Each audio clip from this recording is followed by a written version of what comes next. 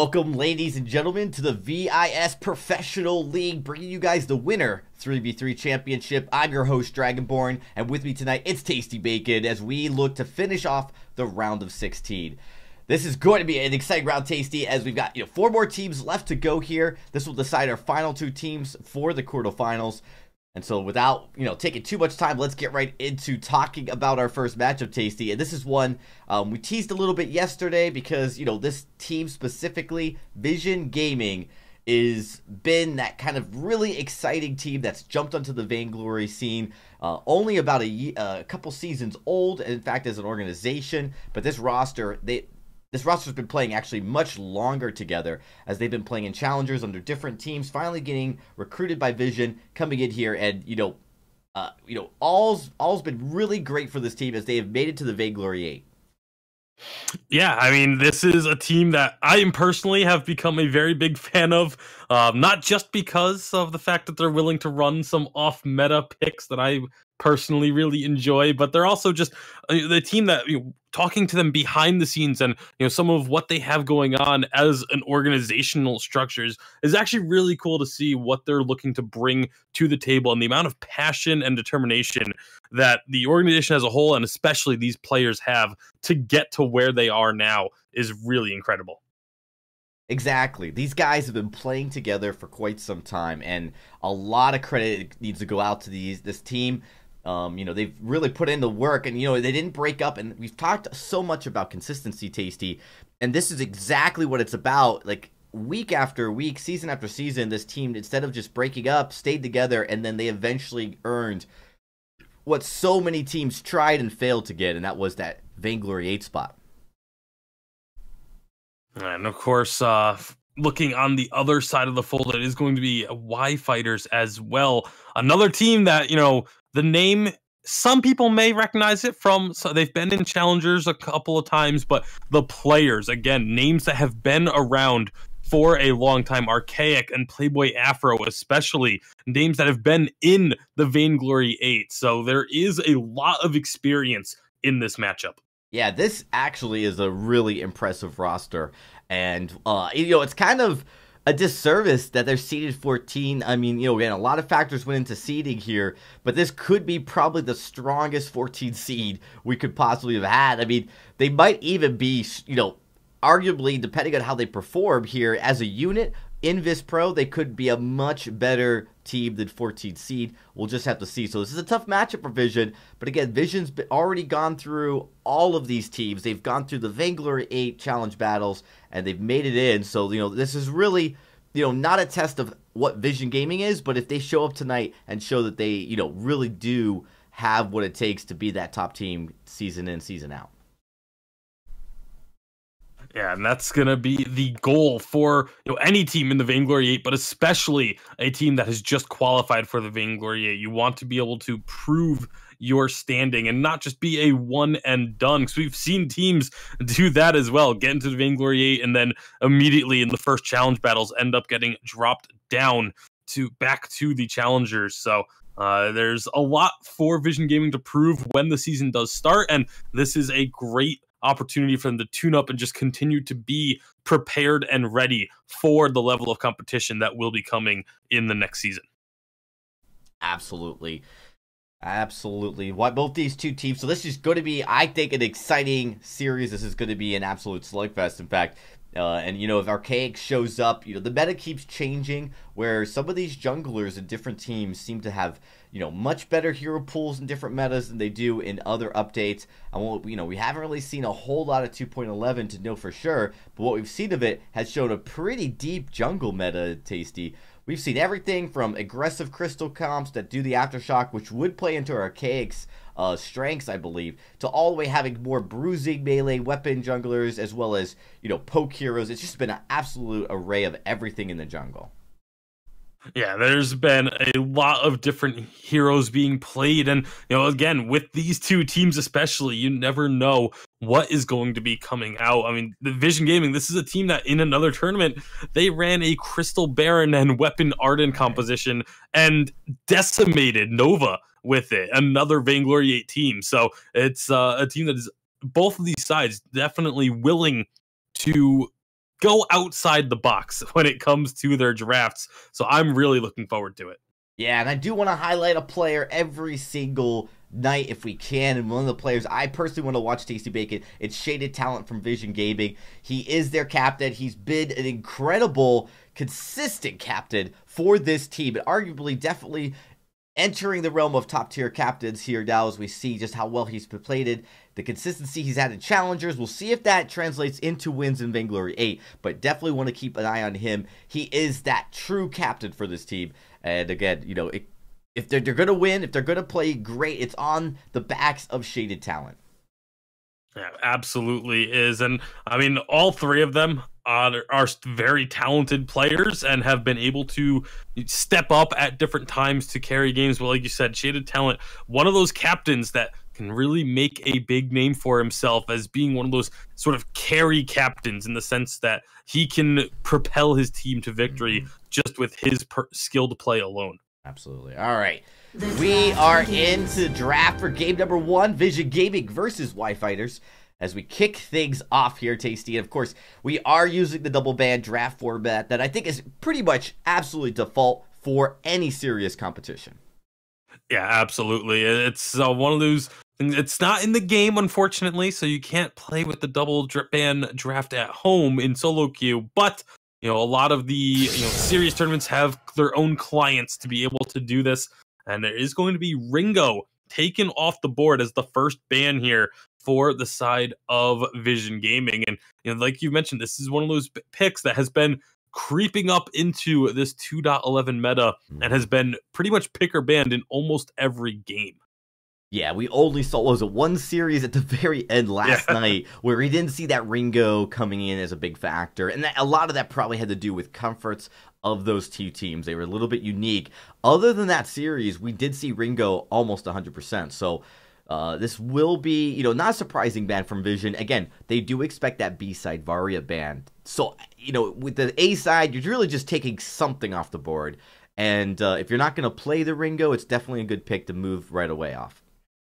And so they're going to be waiting for this next ban. I'm not 100% sure if they're able to connect to the draft, because there was an issue with the naming of the drafts. But nope, they did get in, and they got themselves that Varia ban. So it's always tough to tell when a team uses a lot of bonus time on their first ban, if they're actually just thinking about it, or if it is a connection issue. But with the Varia ban, that does leave the Churnwalker available, and Churnwalker will be taken right away by Vision Gaming. And so they are going to go ahead and have that massive captain on the player to watch, Shaded Talent. He's going to get his hands onto this pick, and this is a game-changing hero.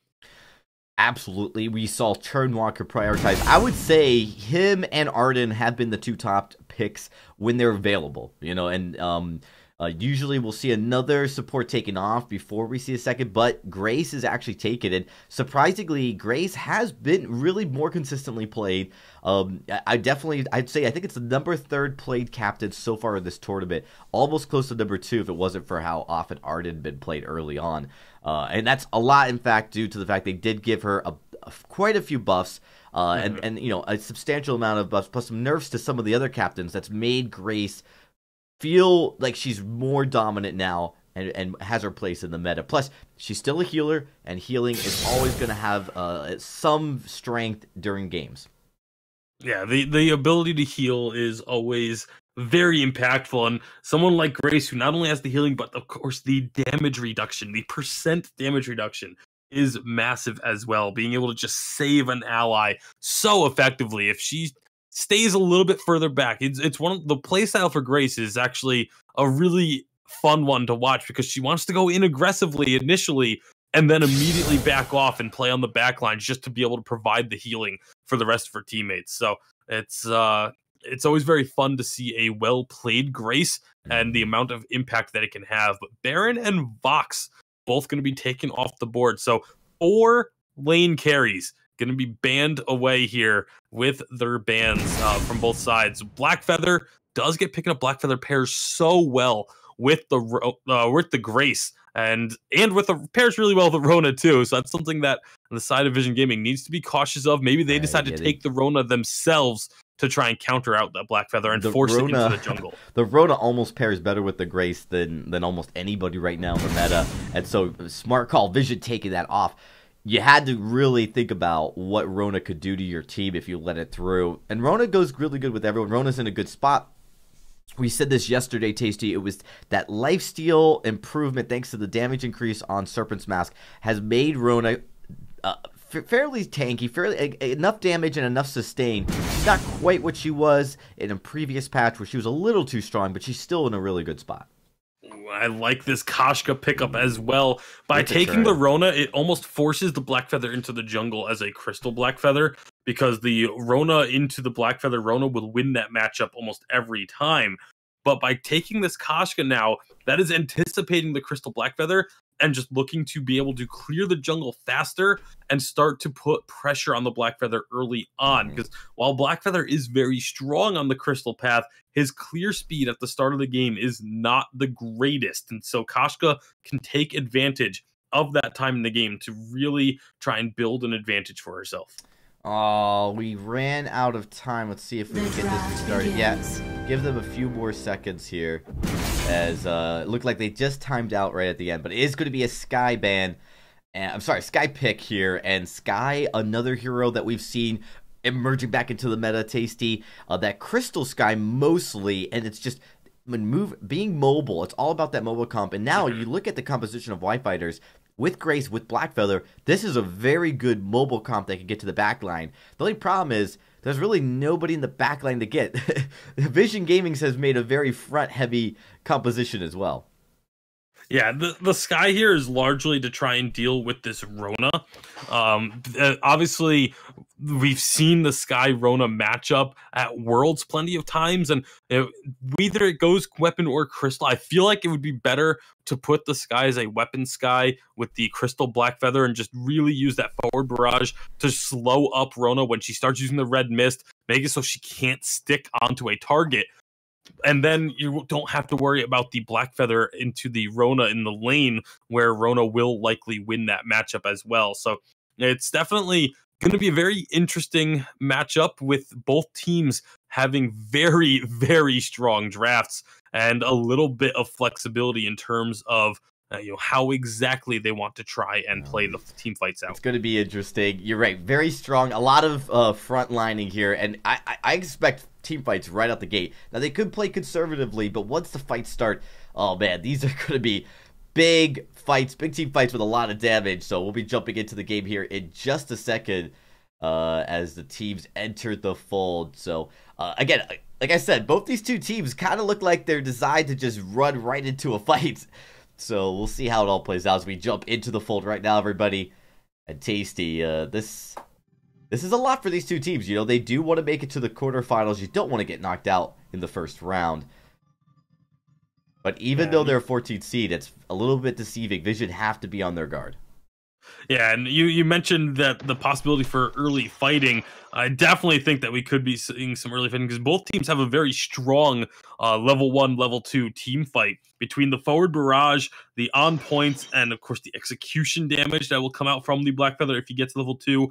And then both of these captains at level 1 have a good amount of AoE. Churnwalker obviously will win the overall AoE and sustain battle at level 1, but with everyone else coming in now at level 2, it does look like the side of Y Fighters are going to give it up. They're not going to try and contest this Elder Treant right off the bat. And I think that's a smart decision. I do think with the Koshka and the Churnwalker, there was a slight advantage in that first fight for the side of Vision Gaming. Churnwalker contest, they're such a high reward, high risk stake game where if you lose it, the fight just snowballs where you could easily give up first blood. But yeah, you're right. In the jungle, gonna get some dueling in the jungle. The Koshka's gonna get stunned up from a great Holy Nova. Has to use the healing flask, but it's not gonna be enough. And now Shaded Talent, when you are on your own as a Churnwalker, you cannot do a whole lot of damage. And so this will be Y Fighters getting the early advantage, finding themselves 2 kills, and getting off to a great start. Absolutely. Nice engagement. A little bit over-aggressive, but not to mention, I don't think they expected Afro to rotate down with Archaic. You typically don't see the support rotate down after that first rotation, and that's exactly what Afro did. He's like, hey, I'm going to back up the Black Feather. I think he might have caught the Churnwalker and Koshka by surprise. I don't think Kaz and Shaded were expecting the two-man rotation. I think they were thinking they were going to get a free pick on the Black Feather. Yeah, definitely was what they were expecting. And of course, again, the strength of level 2 Grace, having that Holy Nova and being able to provide that double stun really was what turned that skirmish the way of Y Fighters. And you look at the effects that's going to have across the rest of the map. Huge. It forced the members of Vision Gaming to have to wait to respawn, go for their backs on a slightly slower rotation. PvP Warrior had to play exceptionally cautious, knowing that his teammates were down and there could have been a rotation coming from the rest of Y Fighters. So it's even though it doesn't necessarily seem like early 2 kills is going to be massively impactful, if a team takes that little advantage and just continues to push the pressure that they can gain off of it, it can cause a large ripple effect across the whole game. Yeah, early game, we do see oftentimes, you get a kill here and there, but it's usually, not a deal breaker if you can recover, clean up your rotations in the first few minutes.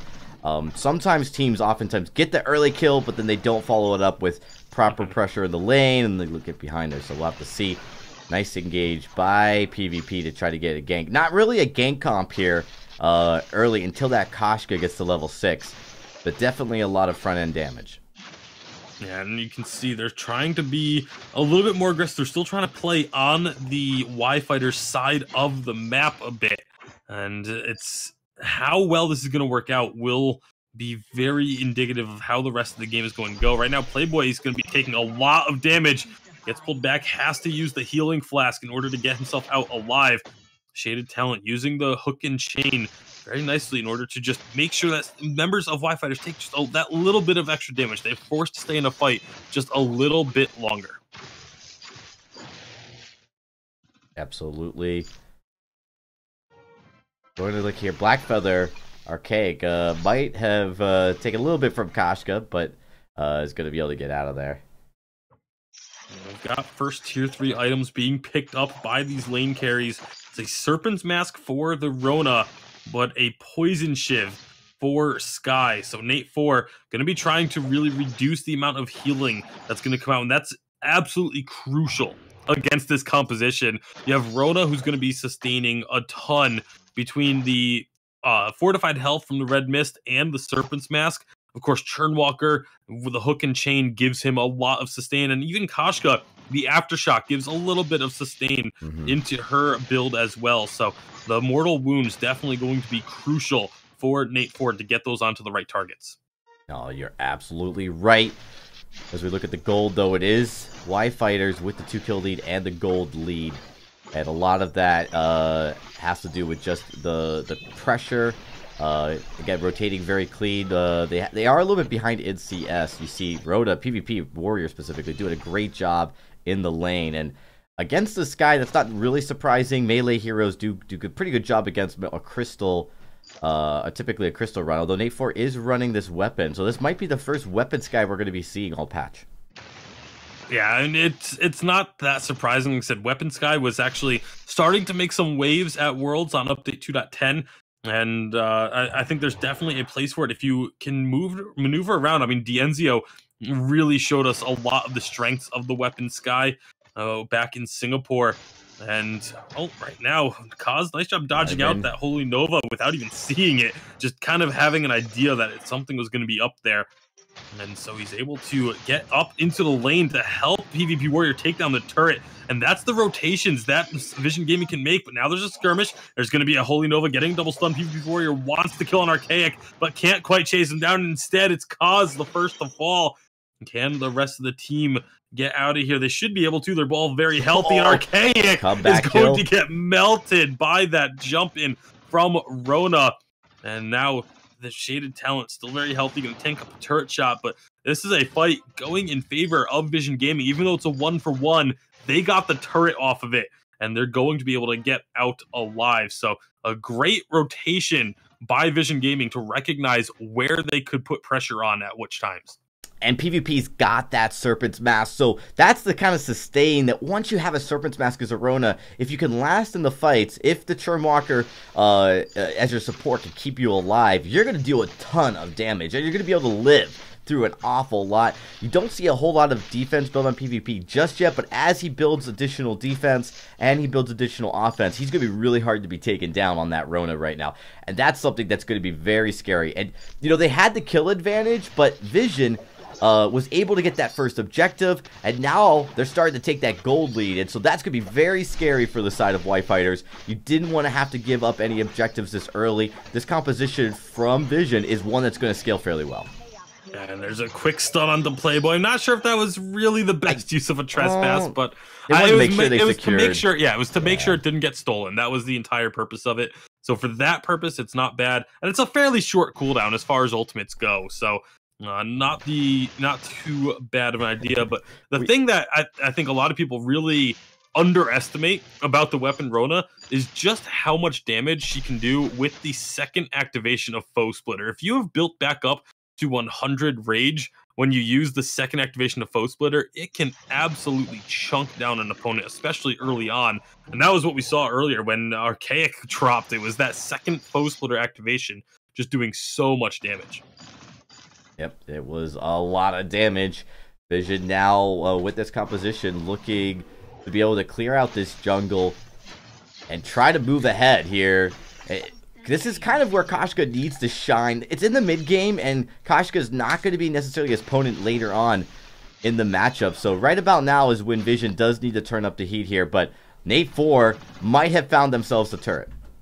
Yeah, Nate 4 taking advantage of the fact that Vision Gaming was deep in the enemy jungle in order to find that turret. Of course, it is only the first turret, doesn't net that much gold, and now Kaz is just trying to 1v1 him out here.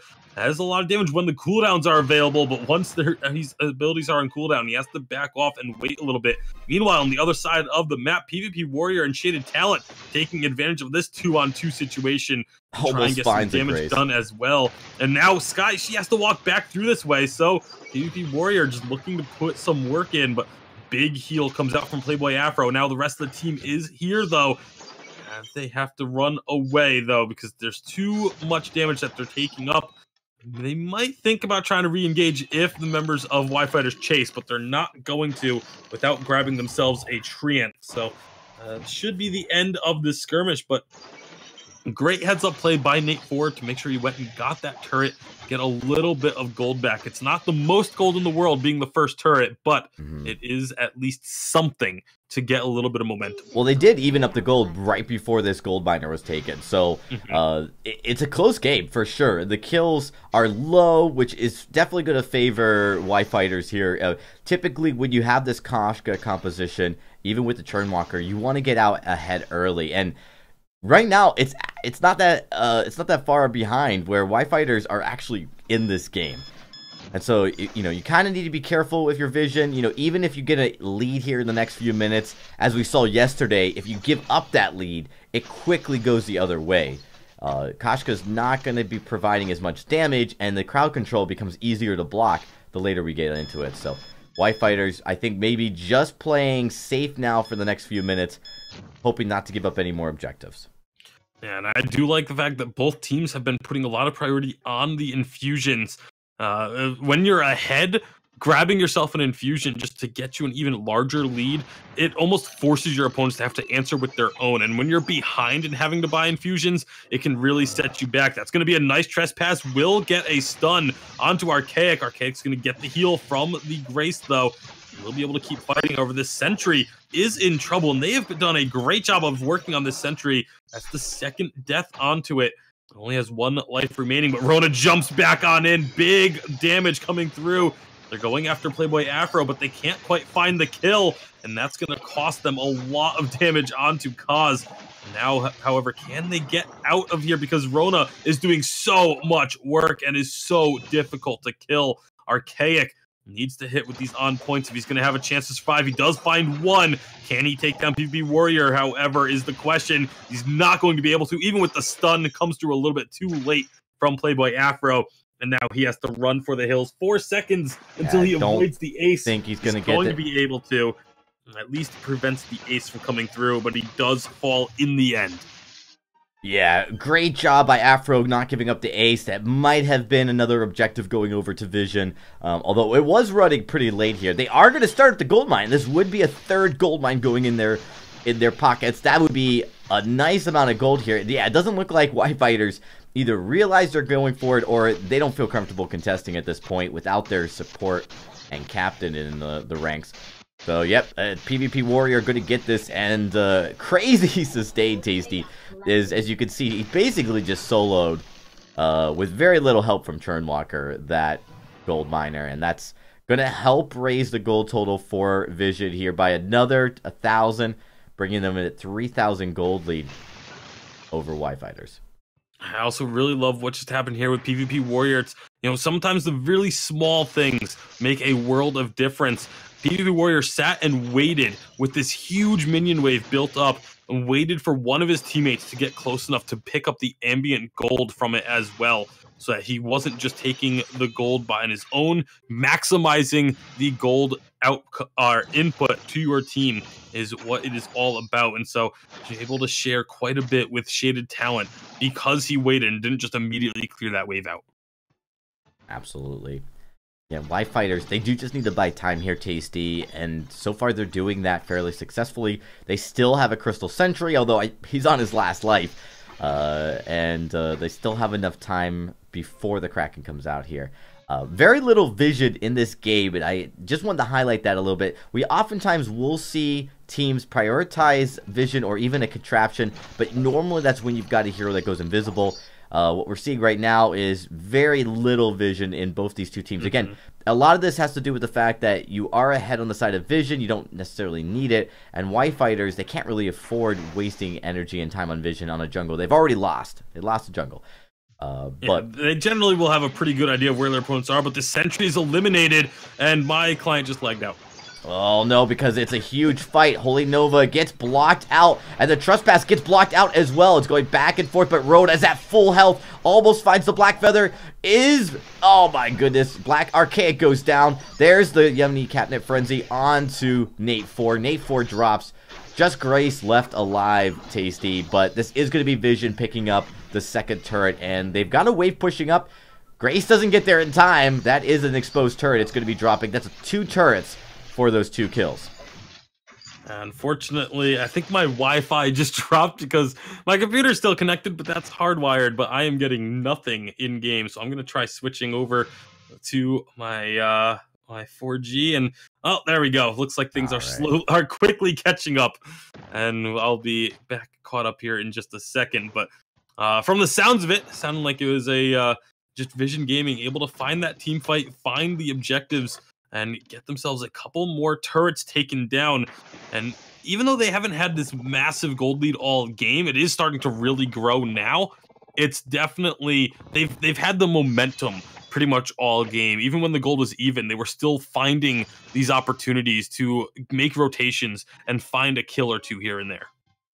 Yeah, it's absolutely true. That last fight, though, was impressive for a number of reasons. Just because we saw both ultimates from the captains be activated in range to be able to get stuns and both getting blocked out. So basically negating, and it came down to Kaz and PvP just doing the damage. What was incredible was PvP Warrior never dropped below 3/4 of his health bar. I mean, he was just almost near maximum health the entire time.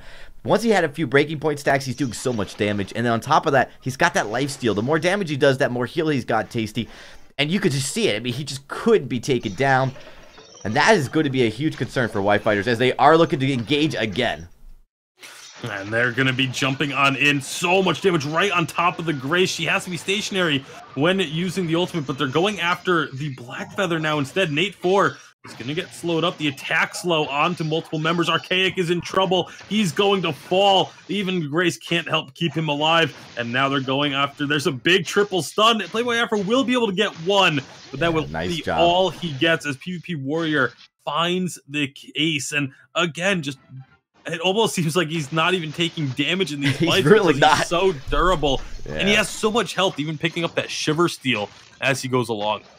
Oh yeah, a great item to counter the mobility that you see from the Blackfeather and the Sky, as well as the fact that it offers that attack speed. We've been seeing Shiver Steel picked up a lot more frequently, Tasty. But you're right, PvP Warrior, he has just been an insane machine right now on this Rona. Very, very hard to take down, and there's just not enough damage on the side of with the Sky and with this Blackfeather. That's surprising. You typically expect to see a lot of damage come out of the Blackfeather, but he's only got 2 items still. He's had to prioritize some of that defense, and right now in these fights, they're just a little bit too far behind.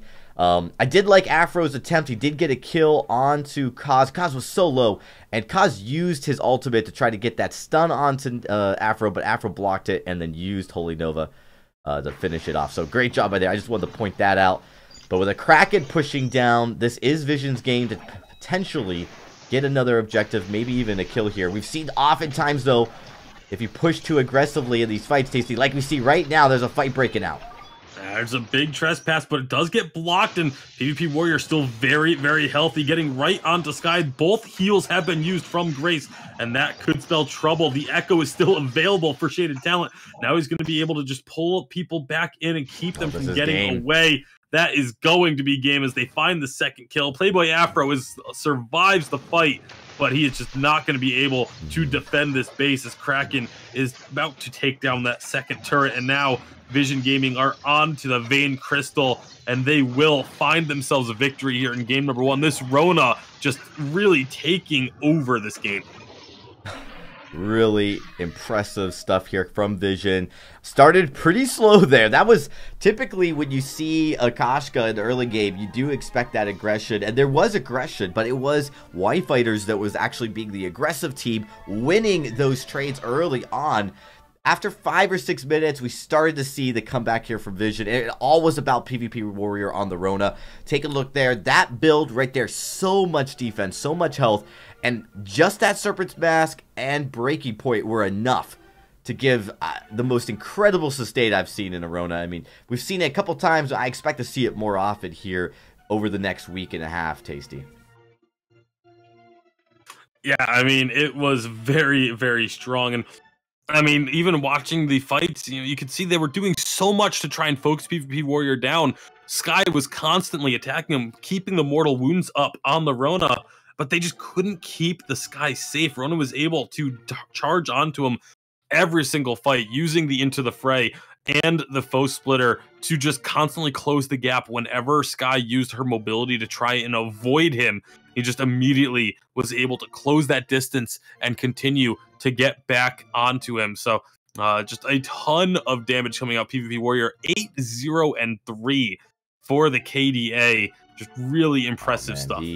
He definitely came in very strong here. And while Shaded Talent might have been our player to watch, for this game at least, he is taking that MVP crown if there was one. Impressive job. So with that game in the books, it is going to be Vision Gaming going up 1 game as we looked ready to get into draft for game number 2 here in just a split second.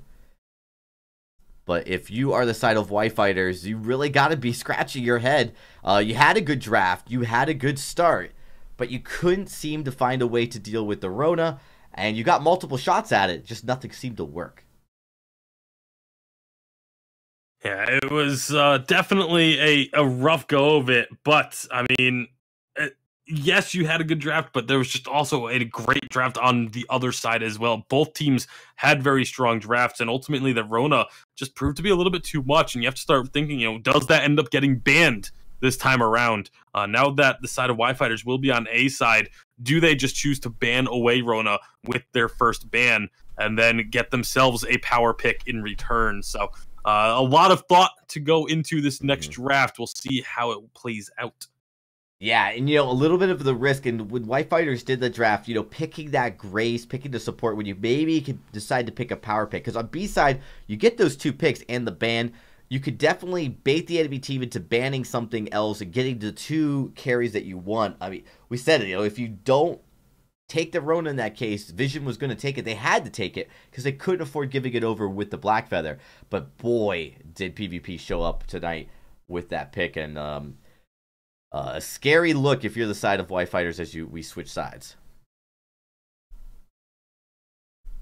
Just good. Definitely a situation that could be, very easy to kind of let it affect you mentally. But that's going to be one of the things that's part of being a top team, is being able to move past games like that and just try and refocus for the next game in the series. Absolutely. All right, I think we're about ready to get into our second matchup of tonight. Waiting just a few seconds here before pulling the trigger, making sure everybody's in. We did have like a slight hiccup the start of the first matchup, but we should be ready to go now. All right, we got the A-OK from everybody. So Tasty, let's jump right into it. This is draft for game number 2. And again, we'll have to see where the side of Y Fighters decides to go with their first ban.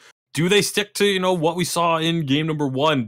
Does the Ringo continue to stay on the ban list? Does obviously Varia likely to be banned on B side when left open? Do they ban away the Churnwalker as an option instead and take the Rona as a first pick? I think for them, the best course of action at the moment would be to ban away the Rona. Try and get yourself either the Churnwalker or the Varia with your first pick. That sounds like a good plan to me, Tasty. As we are digging into some time here, I'm going to just check real quickly. They might just be taking a long time. Like you said, we're always worried when we see the bonus time on the first pick. Again, sometimes you want extra time to think, but looks like they are. Yep, there we go. Just taking extra time. Yeah, and again, there's a lot to think about at that one. For game number 2, after just getting kind of taken apart by a Rona like that. You don't want to necessarily just make the knee-jerk reaction of banning the Rona. You do want to think it out and be like, okay, what are we giving up? What are we allowing to go through by making the Rona ban instead? But ultimately, they did make the decision to go ahead and take Rona off the board. And like I said, I think that's the right decision to make if you're on A side after a game like we just saw. Absolutely. Varia is going to be that B-side ban that I think we've come to know and love, or at least expect. Honestly, really sad, Tasty, you didn't get the cast during the Varia pick coming out when it went weapon. That was a very exciting match. Churnwalker coming here on A side. Churnwalker has been that popular A side pick from the support standpoint. When he's a lot of players do still have him valued very, very highly as even the top captain, and that's why it is being used as this first pick. It's one of those picks that it works very well with a lot of different strategies, and you can just kind of build almost anything you want around it. You can have a massive impact on the game. But shaded talent, he's going to go for this Arden. And it was the Grace that got picked up by Y Fighters in response to the Churnwalker in game 1. Arden is the choice for the side of Vision Gaming here in game number 2. Now, Y Fighters might want to think about the Blackfeather ban, because that has been a very strong pick with Ringo off the board. Vox has been a laner we've seen, but Blackfeather has also been very popular, and he can be flexed in the jungle or played delayed. So depending on how Vision might want to play, depending on what Y Fighters are scared about, that has been a very popular ban. Yeah, especially with the fact that they already have the Rona banned as well, but they choose to take the Sky off the board. That one's a little bit interesting, because a lot of times you take the Sky in response to a Rona, or to try and counter out a melee bruiser that your opponent already has. And you don't necessarily pick up the Sky early in the draft. It's very common to be a final pick. So maybe the side of Y Fighters want to take one of those bruisers, want to take one of those melee heroes that needs to be in your face as one of their selections, and they don't want to get countered by the Sky. That's really the main reason I would see them banning the Sky here with the way this draft has gone. No, absolutely. And Vox will be that later that's picked up only a few times, but definitely that maybe third or fourth popular pick. They do give over the Blackfeather to the Y Fighters, so I think Y Fighters should feel really good about pairing the Blackfeather with Churnwalker. And I'm surprised Vision decided that Vox was a more important pick to take away. We saw Vox with Churnwalker twice so far in the tournament, and it has been very strong. but I feel like Blackfeather overall as an initiator, as far as damage, total damage dealt, seems to be the stronger pick. Well, right now, with this next pick, it is going to be the Alpha, and now suddenly that Sky Ban makes a little bit more sense to see. It does. As the Alpha comes through. Likely to be a Crystal Alpha with a weapon Blackfeather in the lane. Blackfeather and Vox is a matchup that kind of goes pretty even. It really does just come down to a skill matchup. If one side can just force a fight and get an advantage early on, then you can really snowball it. But a Rhyme to be this counter to the Alpha, gonna rely on that fortified health to be staying alive. This is going to be a really entertaining game, Dragon. We saw a matchup very similar to this. Vox and Rhyme played to counter the Blackfeather Alpha on day one, and it was not successful, I'll mind you, but these are different teams playing here tonight. And on paper, Rhyme into Alpha and Blackfeather is a good matchup. Blackfeather likes to go in and get out, and Rhyme's root is really great at stopping that. Can lock that Blackfeather in place and then follow it up with a lot of damage. Vox as well, really good into these close fights where you're like in a small area with everybody very, very close together. That's where Vox is really going to shine. And so I think that this is a good composition for Vision, but you got to watch out. That is a lot of damage, and Churnwalker loves to be paired up with heroes that do a lot of damage. Yeah, especially, I mean, I'm just thinking about the damage output that will come from a Crystal Alpha Termination Protocol with all three members chained together. That is just a ton of damage to be dished out. And then you have execution damage coming through from Blackfeather on top of that. The damage potential for this Y-Fighters team is huge. But like you said, it's a lot of melee heroes. And this Rhyme, if he can root everyone in place, get those Winter Spires underneath him, and allow this Vox to kind of dance around, there can be a lot of success for the side of Vision Gaming. But this is, again, a draft that both teams are going to be looking to scale the game up a little bit towards the later stage. I expect earlier aggression out of Y-Fighters, but if this Rhyme can find an advantage early against this Alpha, then things are going to be completely flipped on their head. Well, they will have to find out and see, Tasty, as we jump into game number 2 of this best-of-3 series. It is Y-Fighters as they start on A side here for this matchup, looking to take a game off of Vision or get knocked out. Vision moving on. This is the round of 16, ladies and gentlemen, that you're watching, and winners will be moving on to the quarterfinals. And we'll actually be showing you guys after this match what that is starting to shape into as far as team and their respective matchups. But really no surprise here as we start off this match, Tasty. Churnwalker going with that Protector contract. We see a lot of captains loving to go with a Protector contract early. If you don't build a Protector contract and the enemy team does, you're oftentimes at a disadvantage in those early engagements.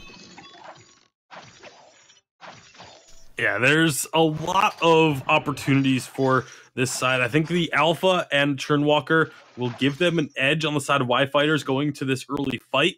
But if, again, you have to be careful because the poke damage from these Winter Spires can kind of turn things. But Alpha's going right on in, looking to get the damage on the PvP Warrior. There's going to be a lot of work done there. The Vanguard getting used. A lot of healing flasks getting popped as well. Neither team really getting an advantage over. It looks like PvP. Y-Fighters, they just go diving on in and find that first kill. Nate, however, is going to pay. So it's a 1-for-1. How much more is going to happen, though? You see Archaic is going low, but he still has that reboot. Not much energy left for Kaz here either, so he can't do a whole lot more. Healing Flask used by Shaded Talent. Archaic does drop down, but Kaz is so incredibly low. But here comes PvP Warrior rejoining the fight after respawning. But his teammate goes down, and Alpha is on a mission here, finding 2 more kills before finally getting dropped. This is a 3-2, but it's about to become a 4-2 as Nate Ford gives up on taking out PvP Warrior. Didn't want to continue to chase, wanted to just end this early skirmish and take away some of these jungle camps, but 5 kills in the first 2 minutes. Unbelievable. What a crazy turn of events. I don't think we've seen quite that level of aggression. And of course, granted, Nate Ford finally realizing he needs to start focusing on farm here, as you've got all your lane minions up here, just going to be going to waste if you don't. And focusing on kills early. Granted, getting that first blood's important, but after that, the advantage that you're going to get from it's not nearly as huge as the experience and gold you're going to get from farming. So, but great job by Y Fighters there. They did ultimately end up on top of that engagement, but it might be Nate getting caught out here. Yeah, Nate gonna be taking a lot of damage, and he's gonna very likely fall. He has to run towards the Vision jungle, just trying to escape. He is gonna end up falling in the end. So we're up to 6 kills in the first 3 minutes, Dragon. Very explosive start to game number 2.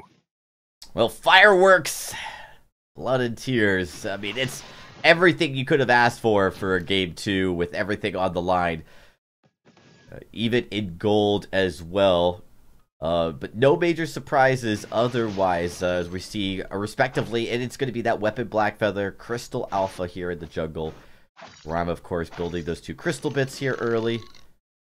Looking to try to contest. Actually, Alpha backing off this Elder Tree, and so might have a tussle here as the supports come down. It is going to go over to Kaz, and with that fortified health, you really got to be careful. I think Alpha needs to get out of here.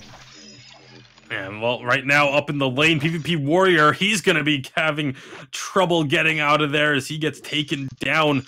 That is another kill going the way of Y Fighters, and they could potentially look to put some pressure on, knowing that the Rhyme is stuck in the back of the jungle dealing with this Alpha. They're not going to really get much damage onto this turret, though. Archaic able to escape up underneath the turret, has to use a healing flask, nearly dropping into that reboot, but does get out alive. So the members of Y Fighters using that push just to get a teammate out of the jungle. I definitely would have liked to have seen them get some more damage onto that turret and take advantage of that opportunity with rotation, but avoiding a death, it works out in the end for them. Yeah, and Archaic, he had his reboot up near the end of that run, so he was not going to go down. And of course, all the time cost spent trying to go after him was just wasting his time, buying his time. So Archaic doesn't really lose much for that. But again, you're right. All that games in the jungle really didn't buy them anything in the lane, even though they got the kill on the PvP. So if you're Y Fighters, you need to be a little bit more mindful. You got to take advantage of every opportunity you can get. And right there, PvP might be kind of moving into the wrong direction there, just taking damage for free. Yeah, it looks like he might be having a slight connection issue, but Kaz going to be trying to make a play regardless, going in with that Rhyme, but he misses the Valkyrie. That's going to allow the side of Y Fighters to get a lot of damage traded back. PvP Warrior seems to be back for now, trying to just trade damage back onto Archaic. Obviously, again, Archaic, when he gets low, he's the target that you're probably happiest to have go low on the side of Y Fighters because he does have that infinite reboot, and he's going diving after Kaz, looking for this kill, is not going to be able to get it, and now Kaz with those Winter Spires. Can they take Archaic down? Not before the reboot, at least. It looks like they will be able to get out of dodge, both sides somehow staying safe at the end of that. Very close. Even Nate 4 and PvP getting very low in the lane. PvP has to recall back here at this point. Archaic, it looked like it just got rooted right as he did his termination protocol. So kind of getting stuck there, not able to get into position to do damage on Kaz. Kaz would have gone down. It looked like he would have gone down. He was so low as that termination protocol was igniting. It would have been a kill, just thankfully getting out where it took place.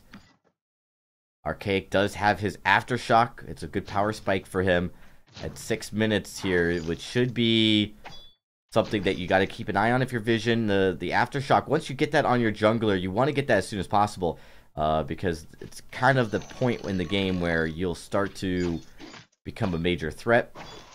And Blackfeather has that Serpent's Mask, and I like the idea of building the Serpent's Mask here. You really just want sustain when you're going up against the Rhyme. Now we'll see just how much they're going to be looking to push the issue here.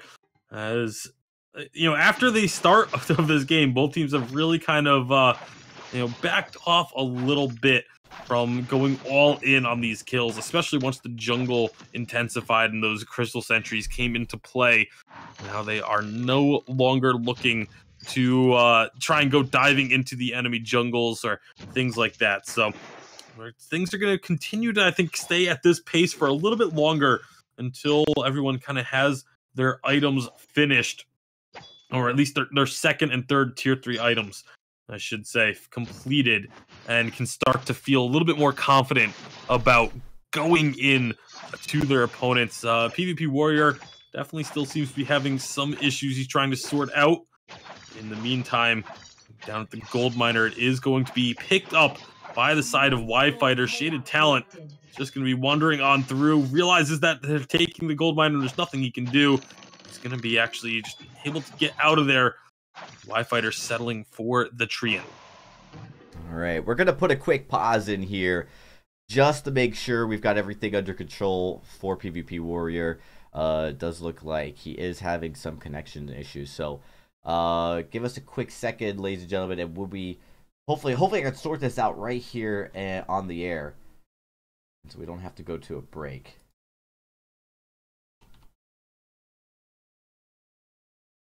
All right, let's just see. But 1 second, Tasty. I'm gonna mute myself as I sort this out.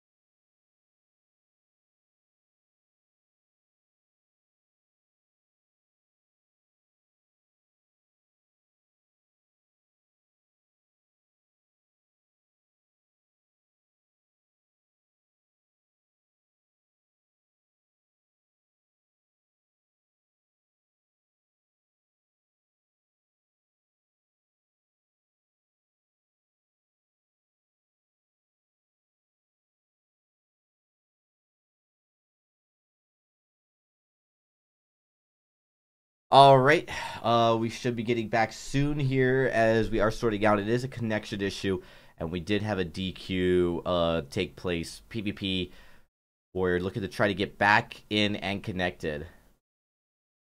I think you mean a DC take place. A DC take place. That's right. Oops, sorry. We did. There was not a DQ. Nobody has been disqualified A DC from this one. Yep. So sorry. Yep. No, not that. Not that. I was gonna say, damn, we're getting really strict about players taking control of their own connections. Have good internet. We have high standards here, Tasty, on Vis. Very high standards. But no, seriously, he's sorting through some connection issues. It looks like he's going to need a minute here. So we're going to take a quick pause, guys. Just a very, very quick pause. And when we come back, hopefully this will be sorted out here. So just 1 minute. And we'll be back here to get back into game number 2.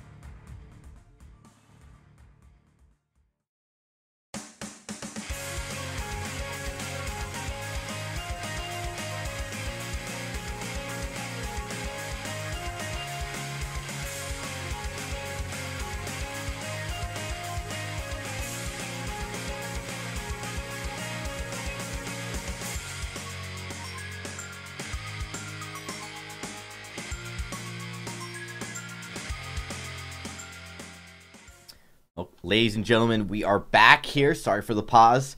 Wanted to make sure we get all the players back into game connections in order. So hopefully it's a fair match for everybody, which is what we want.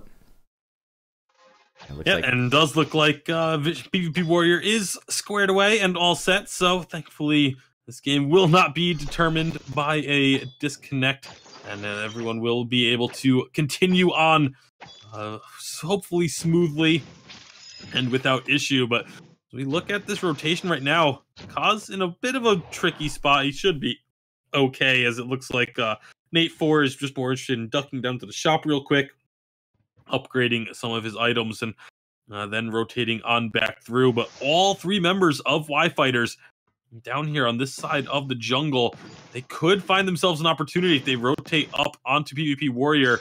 He sniffs that out and immediately backs off towards his turret. So he should be okay to just try and continue farming. And as of right now, actually, they're going to be getting a lot of damage. That stun connecting Alpha gets on through.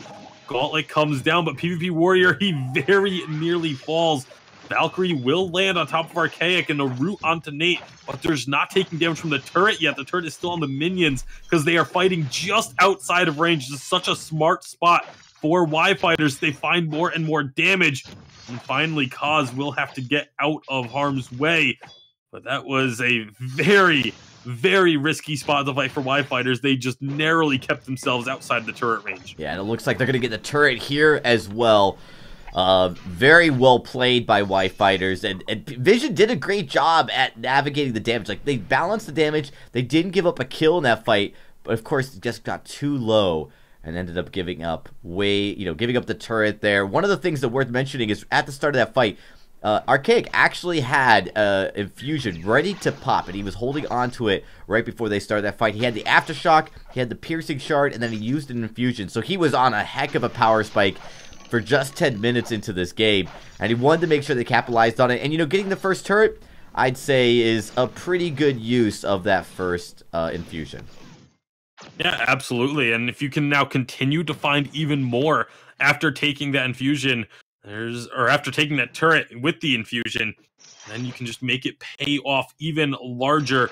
Right now, it's still not quite worth the 500 gold that was invested into it. But if you can get yourself a kill here, if you can maybe get some pressure on that second turret, maybe you go for a gold miner, all of a sudden the value becomes much higher. That's definitely what you need to capitalize on here. They've got the Alpha, who, if you can get built into the late game, is going to really do a lot of damage, and typically will outtrade the Rhyme. The Rhyme has to land all his skill shots to be able to deal with the Alpha. Alpha's definitely Playboy Afro right now keeping chains onto everyone. They've got all three members hooked. The trespass does get blocked. Beautiful block from Shaded Talent, and a Gauntlet will land right on top of Archaic. He does block the Valkyrie, but he's taking a lot of damage. Termination Protocol gets used, and he gets stunned by the Gauntlet wall, but he still gets in to get the damage down onto the members of Vision, and now they are on the run. That's already PvP Warrior down. Kaz doing what he can with this big group of melee. This is where Rhyme excels, but he just doesn't have enough damage to survive, and that is 2 kills picked up by Y-Fighters. An excellent team fight for them. Yeah, right now PvP's just not doing enough damage. You can see that with just the breaking point stacks. He's got 2 offensive items. He had no Infusion. That whole fight, that was a long fight, Tasty, and he only ever got up to 6 stacks on the breaking point. He needs another damage item to be able to stack up more so he can get those stacks. A long fight would typically favor a Vox in that situation. He just wasn't doing enough. Now, he's got the Poison Shiv to deal with the heal that's going to come out on the Black Feather when he's using that Serpent's Mask. But again, just not enough damage right now, and he's going to have to make a decision pretty soon to sell that flask and start picking up another item. Yeah, I mean, right now, you also look at what the opponents are building, and Blackfeather, who is his biggest threat, Blackfeather's the one who keeps diving onto him. He has the Atlas Pauldrons completed already as well, so that damage is being reduced even further, which helps contribute to taking a long time to ramp up that breaking point. And that's a very good point that you bring up. You keep your eyes on this next fight. How quickly both of these 2 breaking points ramp up and which one goes up much quicker. It's going to be Nate 4 that has a much faster build-up time in these team fights. Playboy Afro, again, just trying to get these opponents hooked, trying to be able to start a fight. Once you get 2 members hooked, you can generally try and find a start to a team fight. Obviously, 3 is ideal, but for now, this is why fighters feeling confident and playing a little bit more aggressively towards the opponent's side of the map, denying a little bit of extra gold away from Vision Gaming. And they absolutely should feel confident right now. If you look at the builds, there's still no damage coming out on the side of PvP Warrior, and Kaz has only 1 tier 3 item. Yeah, this is why fighters. There's a big stun there. Gauntlet will come down. Nice block from the side of Y Fighters to be able to get through that wall. And a huge trespass will stun them all up. Here comes the Termination Protocol. PvP Warrior just narrowly of getting out of here with his life. But now this is where Kaz can shine. He's doing a lot of damage. Archaic is about to fall. And even without PvP Warrior being involved in this fight, for the majority, Kaz is just going ham on this rhyme. He does end up falling, but he gets the Nate 4 low enough for Shaded Talent to finish him off. Again, a great fight. Both of these captains doing such a great job with using their crowd control and their crucibles at perfect times. I mean, that was really well done. And, you know, Shaded Talent blocking out that second trespass while he's using the gauntlet a few seconds later, less than a second later, that was absolutely huge. I mean, you needed to be playing clutch here because those double trespasses, you know, we don't typically see double trespass coming out with a turn walker because one is very hard to block at times just because of how, you know, unique it is. But once, you know, you have 2 come out, you've really got to be ready for it. And a fantastic job. You know, Shaded Talent, perfect gauntlets, and that allowed Kaz to stay in the fight without taking too much damage because it really just locked up Y Fighters. And you saw Kaz hit the 12 stacks on that Dragon's Eye. That's all he's got plus the infusion, so he really needs those stacks to do a lot of damage. And it's just, again, really impressive play from both sides. Shaded PvP Warrior to get out of that fight was very, very, you know, close to going down. He really didn't get any stacks on his breaking point. He got a wait for it off that kind of silenced the enemy team and bought a little bit of time for his teammates to really put in that work. But like I said, Kaz on the rhyme was just doing so much work in that team fight and able to keep things at least close, and if not going in favor of Vision at the end of things. So that's starting to claw their way back in. If Kaz can start to find these fights like this, if he can get another item or 2 in his belt. Right now, he's found Archaic. Lots of damage going down. There's going to be a gauntlet, but it's just going to trap everyone in. Nice job by Vision to rotate outside of it to try and get those stuns. Archaic is extremely low. A huge Valkyrie, but it gets blocked. Archaic uses Termination Protocol, goes down into the reboot, and he's going to get popped before he can get back up. Great job by Vision to fight around that gauntlet. Even if the gauntlet doesn't necessarily land perfectly, if you move the team fight outside of the gauntlet, it forces your opponents to have to come through it. Yeah, and that's exactly what you don't want to do if you're Archaic, is get stuck in a position where you're going down so early, so quickly these fights. You really are the backbone of this team right now. When these fights break out, you've got to have that sustain. And again, 2v3, that's not going to be a fight that Blackfeather's going to win. And they're trying to contest the Kraken, but I think Vision's really just kind of baiting them into this engage. Yeah, Vision Gaming, they're more than happy to just look for a fight around this Kraken. Right now, they've got a lot of damage onto Nate 4. He has to run. Oh, he narrowly does not get hit by the wait for it and will be able to stay alive. But Kraken has been unleashed by Vision Gaming, and just like that, they have turned this game around. This was looking like Y Fighters were going to be able to find this momentum and get themselves a lot of progress down the lane, but Vision Gaming able to find a couple of fights to go their way, have completely flipped it. Now we'll see how much work they can do with this Kraken push. They're going to be able to get this first turret here without a problem. Y Fighters are keeping it pretty close. eye here, but a Gauntlet comes Here we out. go, Gauntlet. Gauntlet goes down. There's going to be a Trespass. Triple stun with the Trespass. Great job. But now everyone trying to get outside of that Gauntlet. There is no second Gauntlet to come out, but there is going to be a lot of damage from Kaz onto Nate 4. Nate just trying to get away. A second Trespass will land another couple of stuns. Now rejoining the fight, PvP Warrior. He's still at half health. He's able to get a lot of damage down, slowly starting to ramp up that breaking point. But it's all about Kaz at the moment. Determination Protocol going to get used. Will not get as much damage down as Archaic would like. Archaic is going to be able to get back up, but he is on his own. Meanwhile, Kraken still making her way down the lane, has taken down the second turret. And here comes Vision Gaming. You know what? Vision's got to be counting their blessings right now. Shaded Talent did not use that Crucible. He had sitting in his back pocket for 2 Trespasses and didn't use it once. And the first Trespass, you think maybe he's saving it for the second when the Echo's used, but he didn't use it then either. I think maybe just being a little bit surprised. Ended up just using it near the end of the fight as a damage mitigator. Oh, Kaz. Another Trespass coming out. The low cooldown on Trespass is actually insane at times, and it's going to allow the side of Y Fighters to pick up the kill onto Kaz, but they lost 3 turrets off of that Kraken push. That's a great push for the side of Vision Gaming, getting themselves closer in this gold gap and starting to narrow the lead that Y Fighters have. Yeah, inch by inch here, and this is something that, you know, the Vox will start to come on once he gets that third item. It's been a bit of a problem, but Trespass! Trespass stuns PvP Warrior around this Treant. Treant does actually go over 2 Y Fighters, and they took out the Sentry. So PvP Warrior and Shaded Talent, they are just getting out of the jungle, going back up to this lane, making sure the minions don't do too much work here. They clear those out. That's the smart decision to make there. You don't want to contest your jungle 2v3. Just one jungle rotation is not worth it, especially when there is no Kraken up at the time to try and have to worry about contesting either. They're going to be giving the gold over to Kaz, making sure that he can get a couple more items. He does have the Clockwork for that cooldown reduction. I really like the Clockwork on the Rhyme, but the one thing you got to wonder, is he going to go for an Eve of Harvest as a final item, just make himself incredibly durable? He still has the Healing Flask.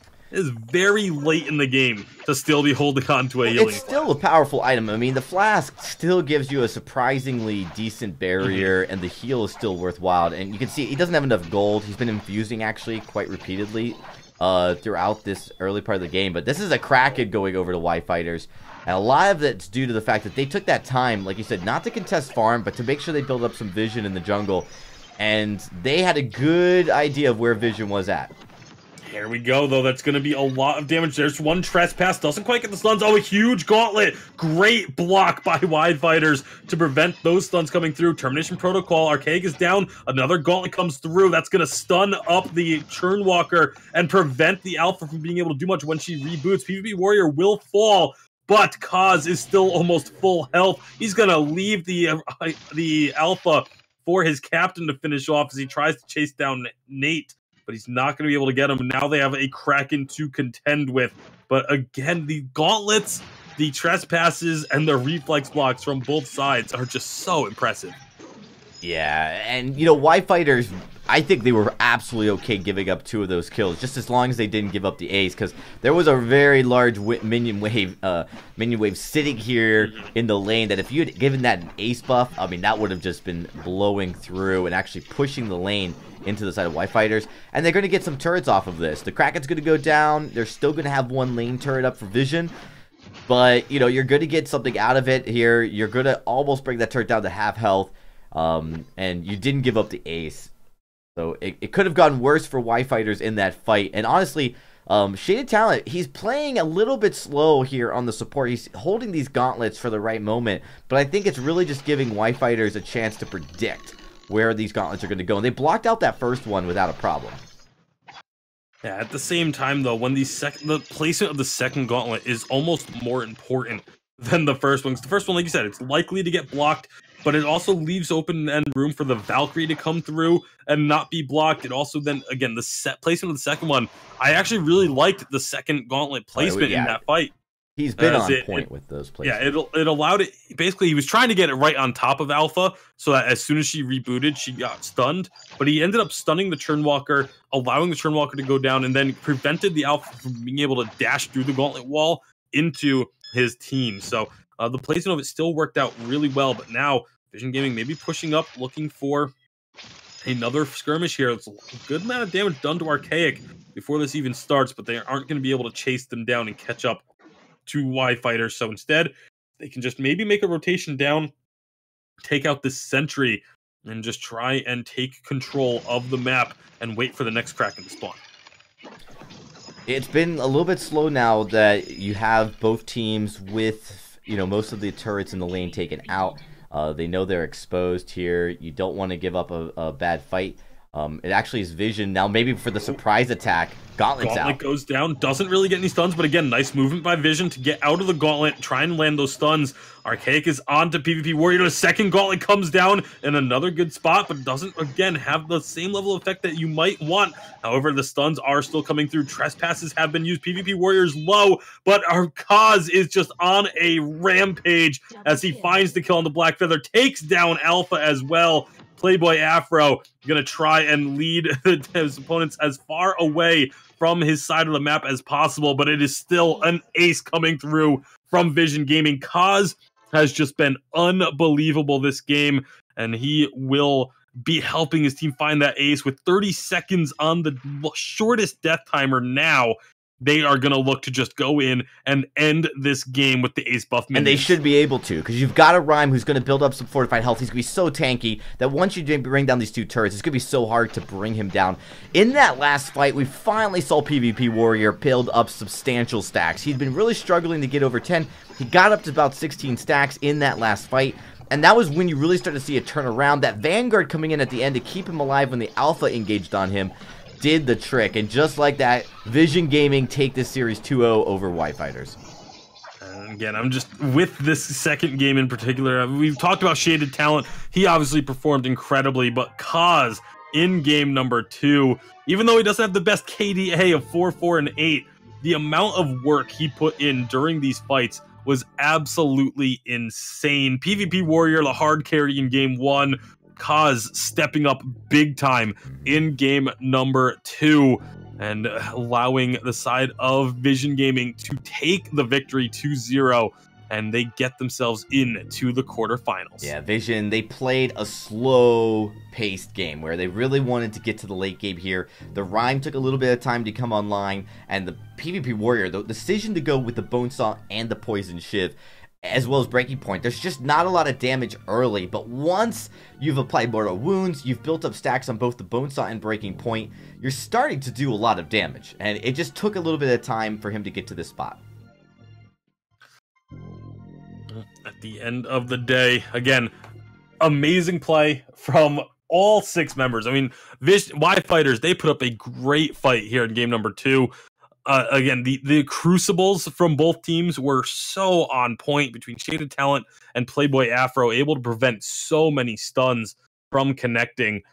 It allowed that's what really allowed the carries to shine. It allowed Kaz and Nate Ford to put on the level of performance that they did. If you don't have those crucibles being on point, you just get stunned up and taken down instantly.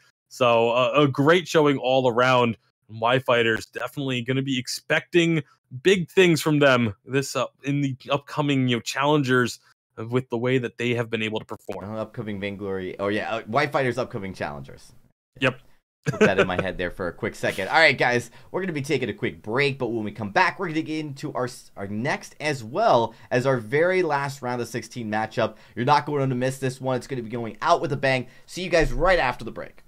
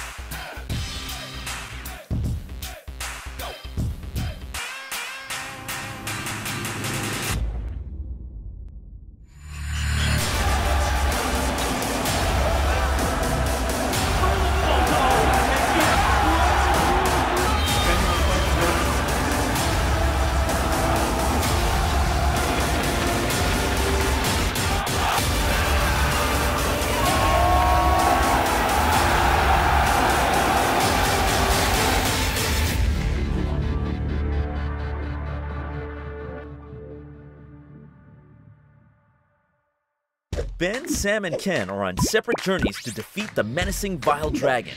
But let's just say luck isn't on their side. If only there was a way for them to find each other and band together. Well, that's why there's Band. It's a mobile app that allows people to come together using common interests. With Band, you can find fellow gamers, chat, schedule gaming sessions, and conduct polls. Stage epic battles with friends while sharing videos and photos along the way. So try Band today. Band. Be together.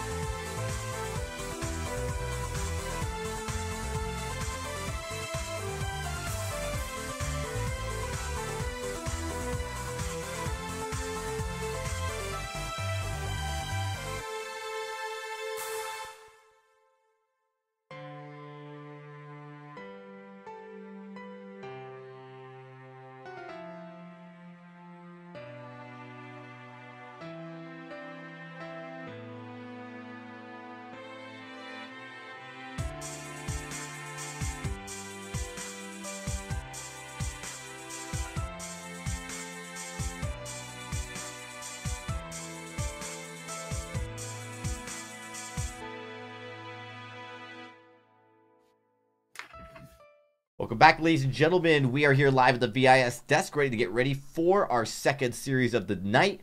And this one is going to be an interesting one. I actually think this could be very close, Tasty.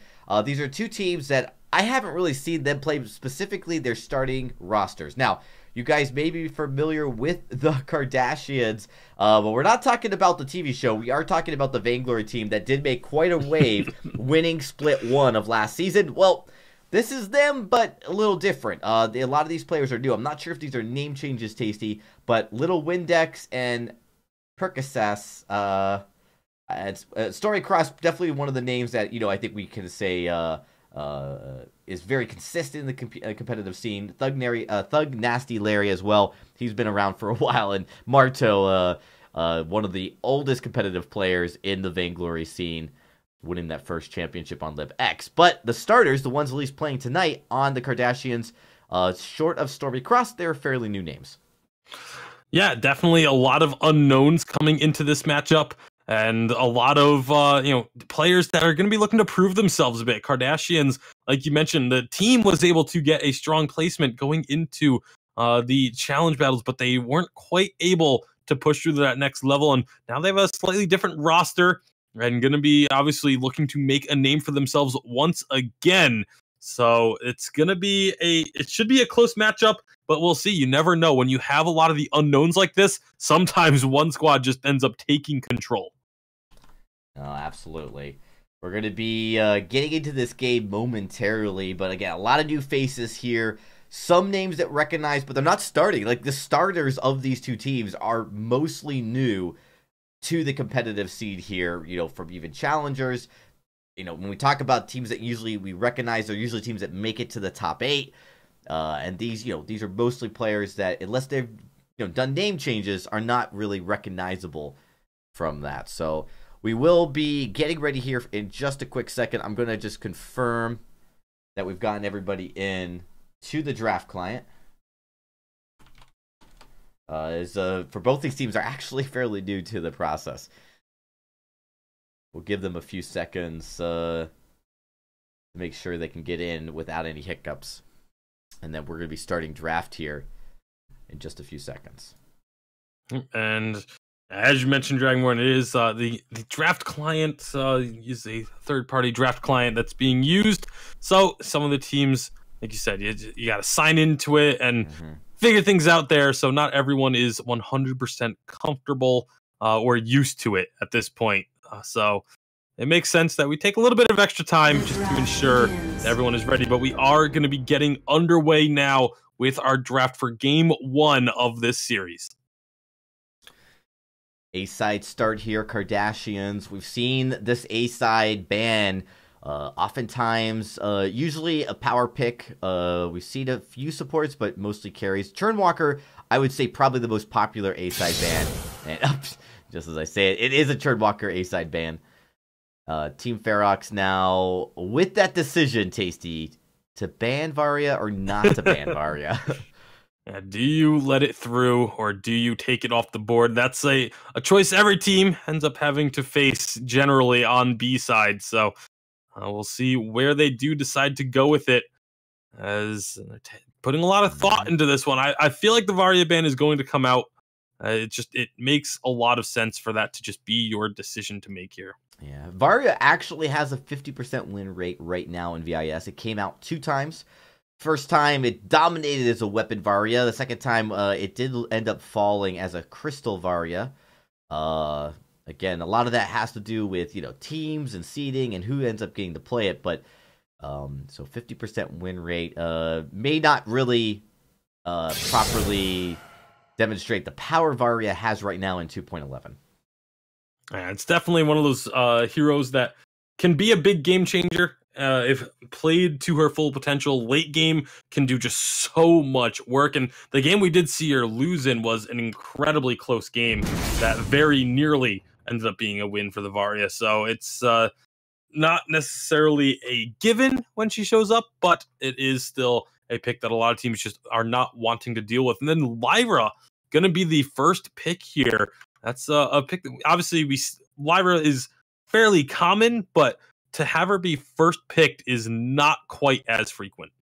Yeah, considering there are so many picks that are still on the board here, Kardashians, I think they just are playing very cautious about giving away any information. And Lyra is typically an easy support pick. It can play with anybody. So I think they're just trying to avoid giving their hand. Either they have something secret or they just really aren't sure what they want to put out here. And they're waiting for Ferox to make the first move. That definitely seems to be the case. Vox will be the selection for the carry for the side of Ferox. And obviously with that one taken, they're going to then ban away the Ringo. Ringo does extremely well into a Vox, and we've seen Ringo have great amounts of success throughout VIS thus far. Absolutely has. And with the Vox pickup, you've got a strong lane presence here. A lot of players, they do like to build the Vox similar to the Ringo at times. We did see that spell sword come out once. So we'll have to see here. Grace is that second ban. And now Ferox. They could easily go with that CP Blackfeather here in the jungle. And you know what I love about the Blackfeather is if Kardashians pick something like a Rhyme or something that's really slow in the jungle, which I doubt they would. You could always, of course, flex the Vox and CP. They do go with the Arden pick. Yeah, Arden gonna come through and be the selection. It's, again, one of those picks that just makes a lot of sense. It's a very strong captain. Is oftentimes considered now the second best captain after the Churnwalker. So that's not really a surprising pick for the side of Kardashians. Yeah, or Ferox. It's been picked just a few picks above Grace. And I'm not sure if it's because, in this case, Grace was banned, so maybe that's the reason. But we are just seeing it frequently. Kardashian's going to get the Blackfeather. This does allow Team Ferox, though, by picking Arden and not picking another carry, they get to do the last pick as a counter pick in the jungle. And that is very important. See, almost every team will try and save the last pick for one of the two carry positions and have that counter pick available to them. So it's not at all surprising that they took the captain at this selection. And now in just 52 seconds of bonus time, Kardashians have to make the decision on their final pick here. There are quite a few heroes available with the Blackfeather that could be paired up. Rona is still available, and with the heal from Lyra, I would be surprised if Kardashians don't play Rona in this case. That could be the strongest hero they have available, so now the question comes is, are they prepared to play it here? With the Blackfeather and with the Lyra's heal, you're talking about massive sustain. If you make it to the late game, it's going to be almost impossible to take that Rona out. And also, Blackfeather Rona is just such a strong duo. And by taking the Rona, you deny it from being a counter pick that your opponents can pick up. So the Rona it would make so much sense here for them to go ahead and take that. And they are going to go for a Taka instead. This is a bit surprising. Taka is one of these heroes that hasn't been seeing that much play. And obviously, with the Blackfeather already there, it's likely to be a Crystal Taka in the jungle as well, with the weapon Taka or the weapon Blackfeather going up into the lane. Now, I think what they might have been thinking here is if they'd gone with the Rona, Team Ferox would have likely picked the Sky into that composition. And while I still think you can play the Rona well, you've got the Lyra, which is going to get that bulwark for protection. Maybe they were thinking, all right, Team Ferox is likely going to play Sky. Maybe they want to play this regardless of the draft outcome. So we'll go with the Taka. And the Rhyme pick is coming out here. Not as good of a pick into a Taka as maybe it would be into an Alpha, but definitely still a good pick because Taka wants to get away from those engagements, not get stuck and rooted there for for Rhyme to blow up. Very much going to be the... at least the thought process there. And with the Rhyme, obviously, Taka can try and dance around and avoid a lot of what Rhyme brings to the table. But at the same time, the Rhyme is going to be able to just stand his ground for so long in the thick of things. If they can get the burst before Rhyme builds up this fortified health with the Taka, then they can find ways to get victories in these skirmishes and the team fights. But if they can't get that burst damage, if they don't really perfect that hit and run play style, things can get turned around very quickly.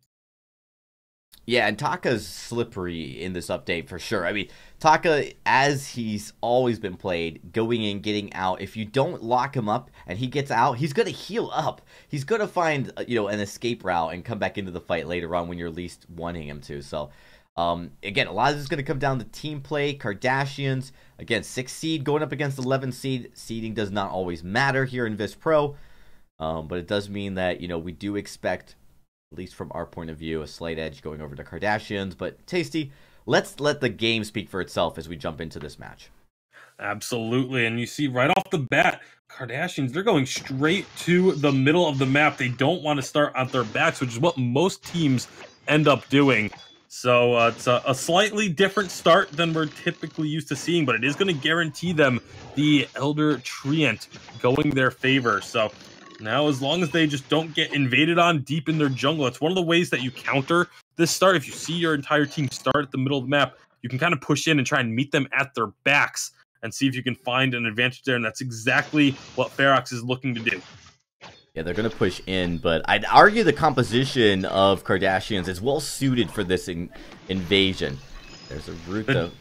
Yep, they're going to be hitting that level 2, but Stormy Cross is so low, does jump over the Treant and get the healing buff. That's a really, really great start for them to be able to avoid taking too much damage and avoid giving that first blood over. They got the Elder Treant, they got their full rotation, and can now just kind of reset. So early advantage, even though it's not a large advantage, it's still an advantage going to Kardashians.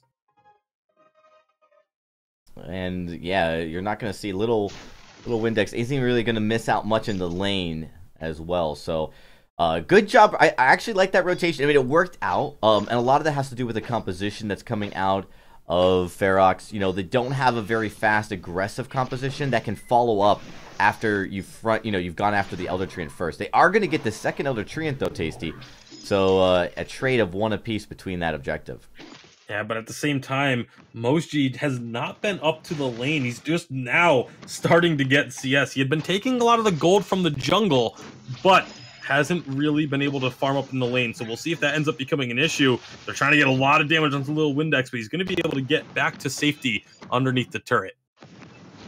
He's going to get here. He'll be okay, and you're going to see that's the recall from Jay to get back to his back rotation. So he's going to go back and shop, pick up a few crystal items. And I'm curious to see what he builds, Tasty. We saw that Dragon Eye first coming out in the last game, and that surprisingly was all the damage Rhyme needed for about the first 15 minutes of that match. Yeah, I mean, he was able to put in a lot of work with very little offensive items. It's one of the things that, Rhyme really excels at, is being able to dish out a ton of damage without necessarily having a lot of resources. As long as he has that durability, he can stick around and fight for a long time. Stormy Cross going to be finding Jay Sean looking to take this Treant. He steals it away. Stormy Cross, now can he get out of here with the rotation of his teammates coming down to help? He should be okay. They're now going to be looking to find even more damage. Jay Sean going to be taking a lot here, though.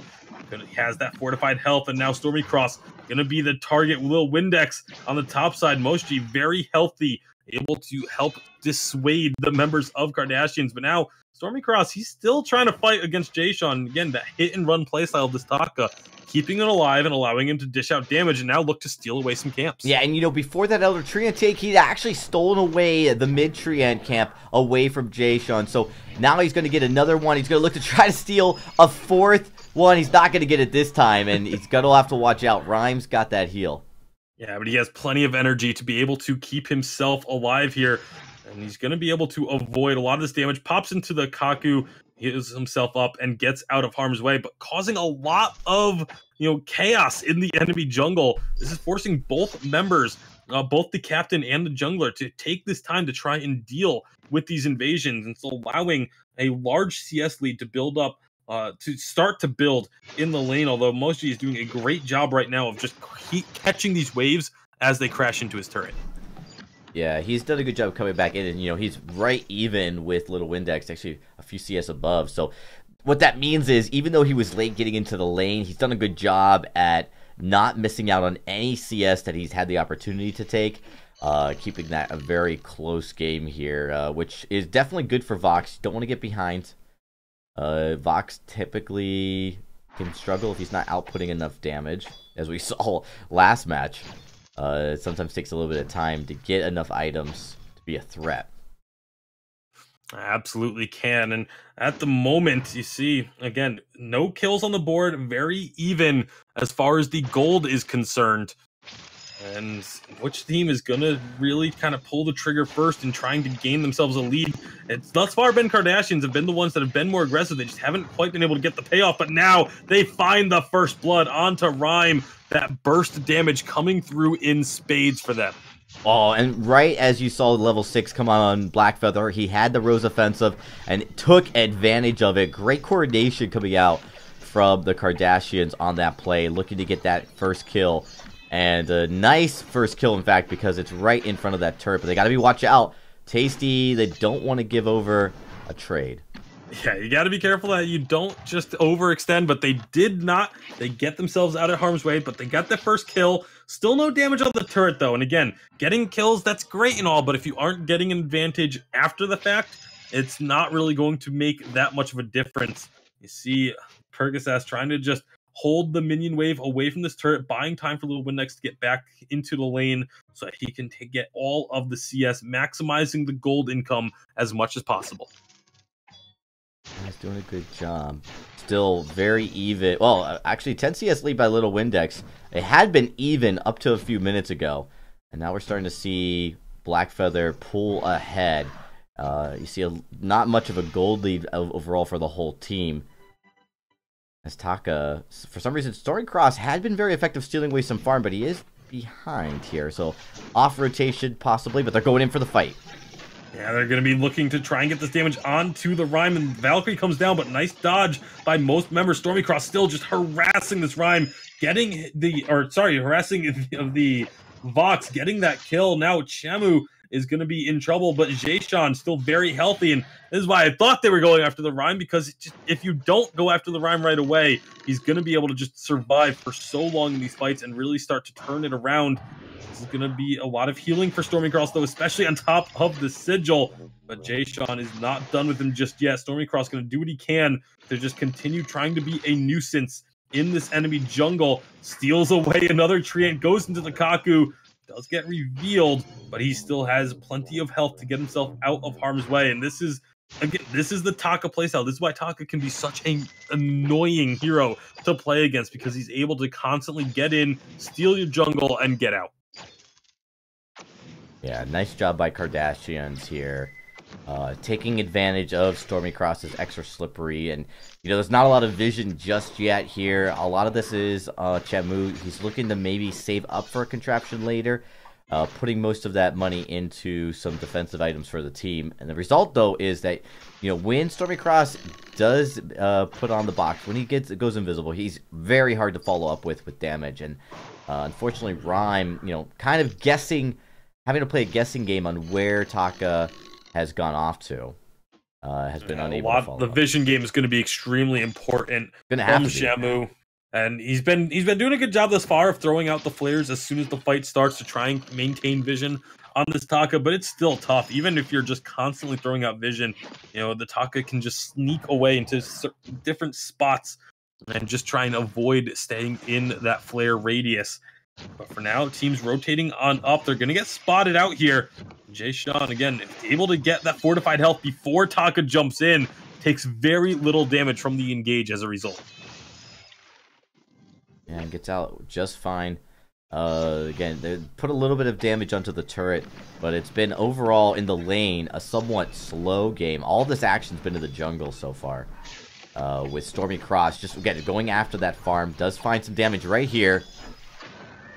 Is going to be able to get a lot of damage on to Jason, but Stormycross taking a lot of damage as well. The Gauntlet just to keep the team split, but you see it's the Blackfeather staying alive up in this 2-on-1 skirmish and able to get out alive as well, but everyone escapes with their lives, and now Moshi, he's very healthy and is just going to be clearing out these minions. Wow, Stormycross on the backside tried to assassinate the Rhyme, and Jason was having none of it. Finds the kill underneath the turret. Yeah, in that fight, both Jason and Stormycross were the two that kind of came out very low, and you can imagine the Taka so tempted to try to take that assassination and get a kill, and unfortunately pay with it. Under turret, it's so risky. Taka's not invulnerable and not invisible to the turret's damage, So taking up some of that aggro and doesn't get the kill. Jay-Sean, honestly, being able to get some of that barrier right before Taka tries to finish him off was just enough to keep him alive. Yeah, very, very risky play, not paying off in the end. And so we'll have to wait and see, again, what's going to come from that. It's a play that, yeah, it didn't work out for the Taka, but it didn't get punished at all. The gold is still dead even between these teams. Nothing came from that depth, so it didn't actually cost the Kardashians much of anything at all.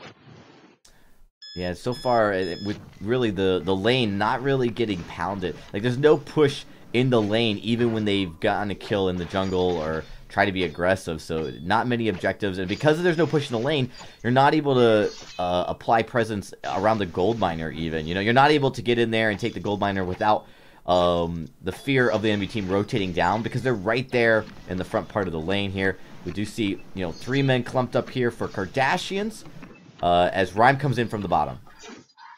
Rhyme's going to be looking to get that damage down. Nice. Valkyrie's going to stun too. There's the wait for it. Does get blocked. The gauntlet goes down, but it's not really going to have much effect as everyone is still inside of it. A lot of damage being dealt to Jay-Sean, but Lil Windex is the first of all. Stormy Cross extremely low as well, and he goes down. Can Percocet find the kill onto Jay-Sean? He's not going to be able to get him and just has to try and run for his life to avoid the ace. Wow, great job by Ferox in that fight. And the gauntlet, it kind of baited out the Crucible. You saw it, Crucible got popped way too soon. That's not what you want to use. They need to use the Crucible as they disengaged outside of the gauntlet, and instead, they use it. They're forced to fight inside of it. They end up losing that fight, giving up 2 kills. That's resulted in that first huge objective, taking that turret out for Ferox. And that's a big win for Ferox early on in this game, because it's going to allow them to get some pressure here in the jungle.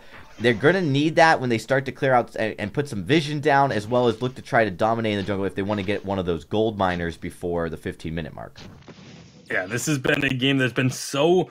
Even though there's been a lot of skirmishing, in terms of the actual, like, damage being done for objectives and trying to get control of the game, it's been very slow paced in that regard. So the fact that finally the first turret goes down, this could be Ferox looking to now try and find a few more pushes, but getting a little bit more confidence. There's going to be a double root. The Valkyrie doesn't land a stun, but they've got plenty of damage down. Yeah, it did slow up the Taka. Just trying to kite out, trying to just stay alive. That's going to be a sigil slowing them up. Taka jumping on in, goes stealth again, but he's getting tracked by the sentry. And as he comes back in, he's going to get blown up. The gauntlet will land and stun up the Lyra, even though it wasn't exactly where Shemu was hoping to land it. It actually ends up working out beautifully. And now Lil Windex, last man standing for the Kardashians, is going to get chased down by this Rhyme. And it's just getting slowed and rooted constantly. And once the Vox joins this fight as well, they will be getting the kill. Will they get the ace, though? Just barely getting the ace. No, giving up the ace, not what you wanted to do if you're the Kardashians, as this is going to help Mosi push down this lane while Rhyme and Arden take this gold miner. Are they going to go for it? They are going for the gold miner, but here comes Taka. And Taka going to try and make a steal happen, perhaps, but he's going to have to be careful. He's taking too much damage, and it won't be able to really contest this instead. But it is just enough to get Ferox to back off from the gold miner and not commit to trying to take it down. Yeah, so they're not going to get that objective. They didn't even get a turret. So while an impressive, they did. You're right. You're right. I see it. Yeah. My apologies, mistake. But you know, they get a turret. I would argue that the gold miner might have been a better objective.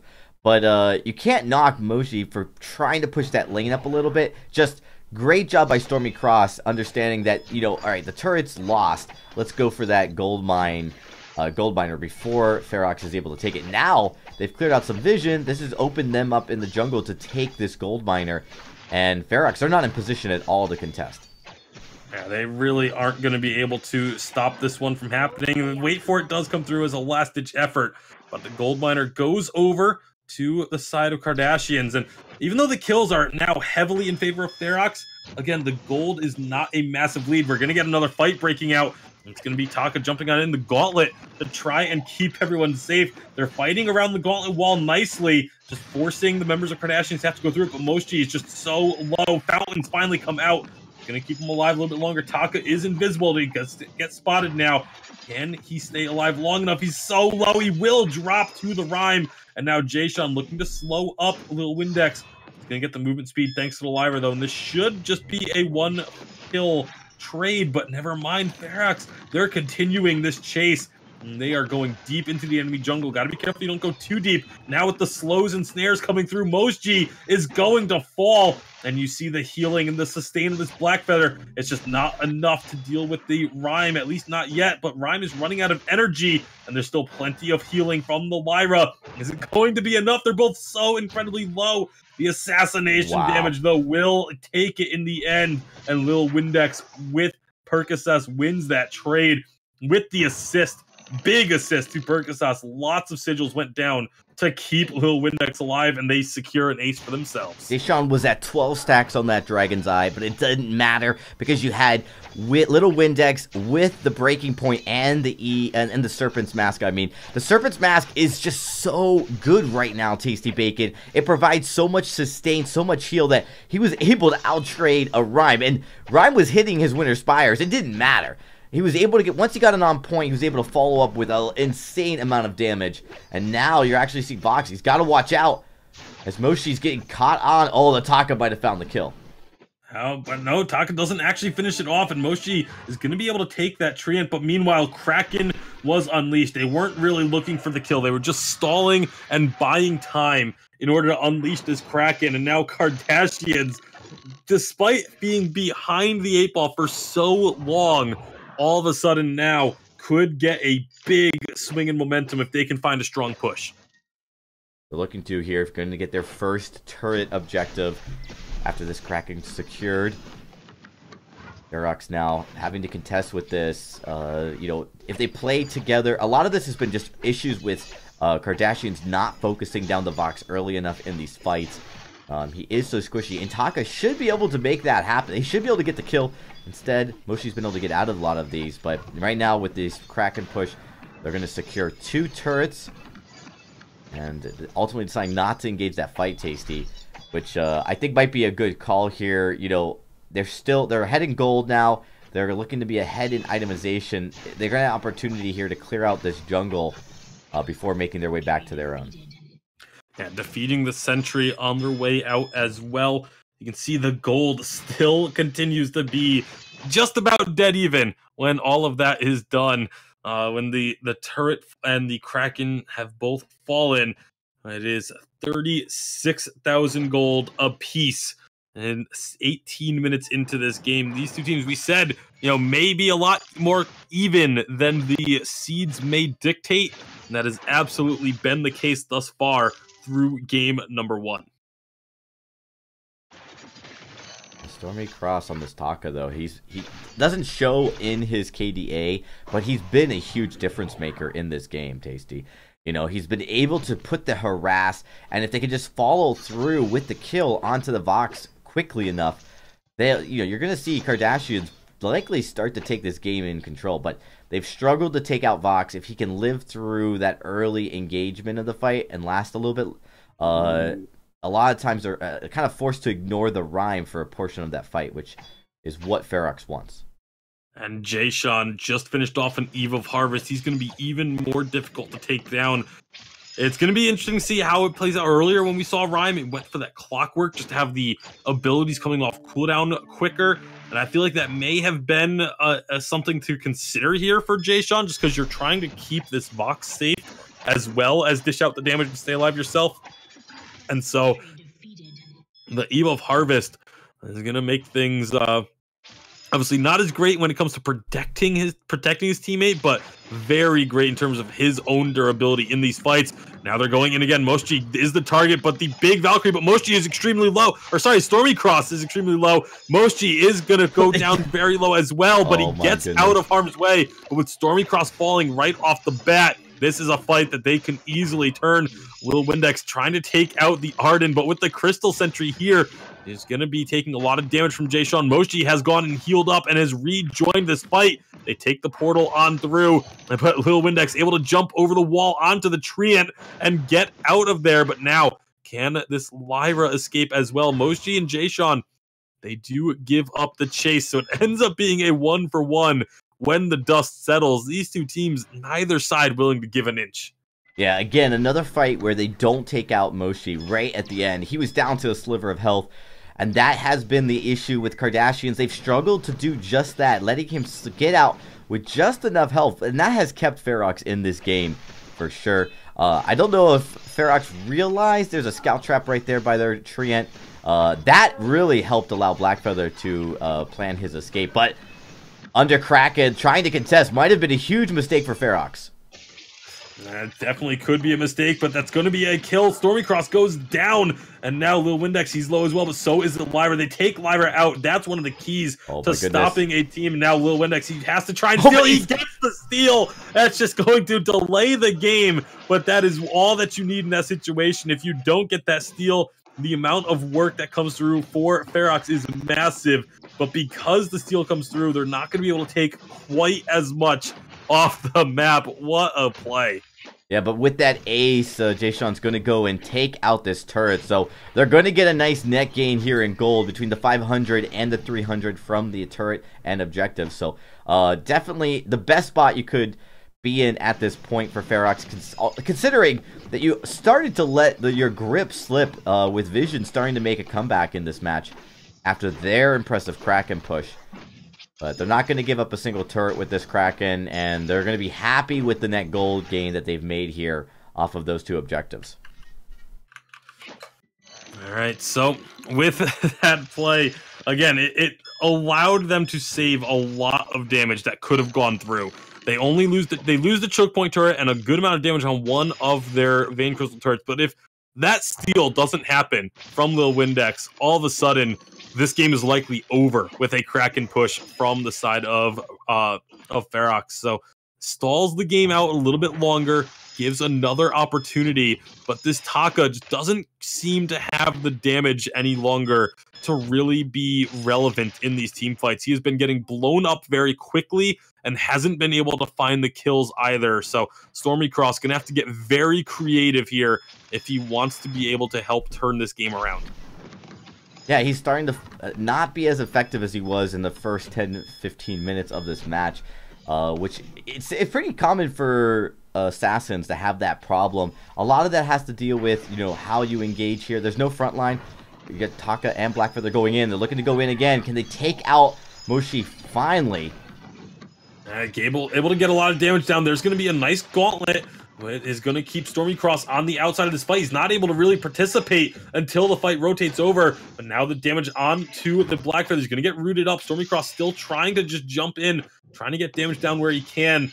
Rest of Ferox, they are chasing this fight on through. They're looking to take this box down, but it's too late as already 2 kills for Jayshawn have come through. Stormycross is still alive, but 1 versus 3. There's just nothing Taka can do. That box That's an ace. Just got with baited. 40-second death timers, this should be the end of the game. Yeah, what a bait there. Vox was so low. Stormycross is like, all right, I'm going to go down, so let me get the kill. And a Vanguard right at the end of that to secure the save.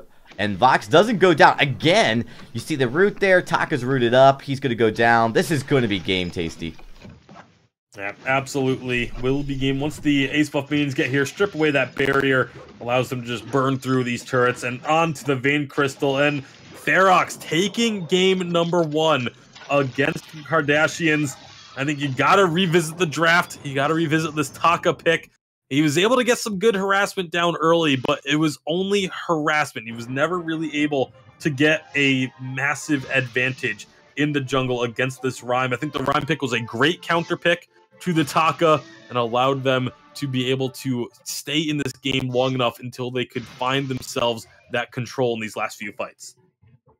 Yeah, I mean, and they played it really well. I don't think Stormy should feel bad at all about how this ended up falling, but you know, when you look at like how the Rhyme scales into the late game, we've already seen it 2 times where it's just going to live longer once he has 2 to 3 items here, and he was starting to build into that broken myth. Early on, Little Windex on that Black Feather, he did a great, I mean, he was definitely out-sustaining that rhyme. But once we got past that 20-minute mark, once that Eve really got built and more defense on the rhyme, he was a lot harder to take down. The real challenge here was the fact that they continually could not take out Moshi on that Vox. I mean, Tasty, that was, I mean, so close every time, but no cigar. Well, we'll see how the adaptations happen in game number 2. See if they are going to change up this draft strategy now that they are going to be on B side, the Kardashians, that is. And we'll see what changes, if any, are made for the side of Ferox. Switching over onto the A side, they're going to be able to look to close the series out in 2-0 fashion. We'll see what they're going to bring to the table. Yeah, I'm really curious. You know, the first game's draft was a little unique from A-Side's point of view. I mean, I thought that, you know, Ferox did fairly okay. The rhyme was a little bit surprising, but again, you know, it was able to deal with the Taka. We've seen, you know, it can match up fairly well in the Taka. You just, late game, it does better than the early part of that game, which you saw, it was a bit of a struggle for Ferox. They played their win condition, Tasty, and they got that victory, and now Vision, as they move to B-side, they have to be extra worried here. They were the favors coming into this matchup, and now they're at the risk of getting knocked out here in the first round.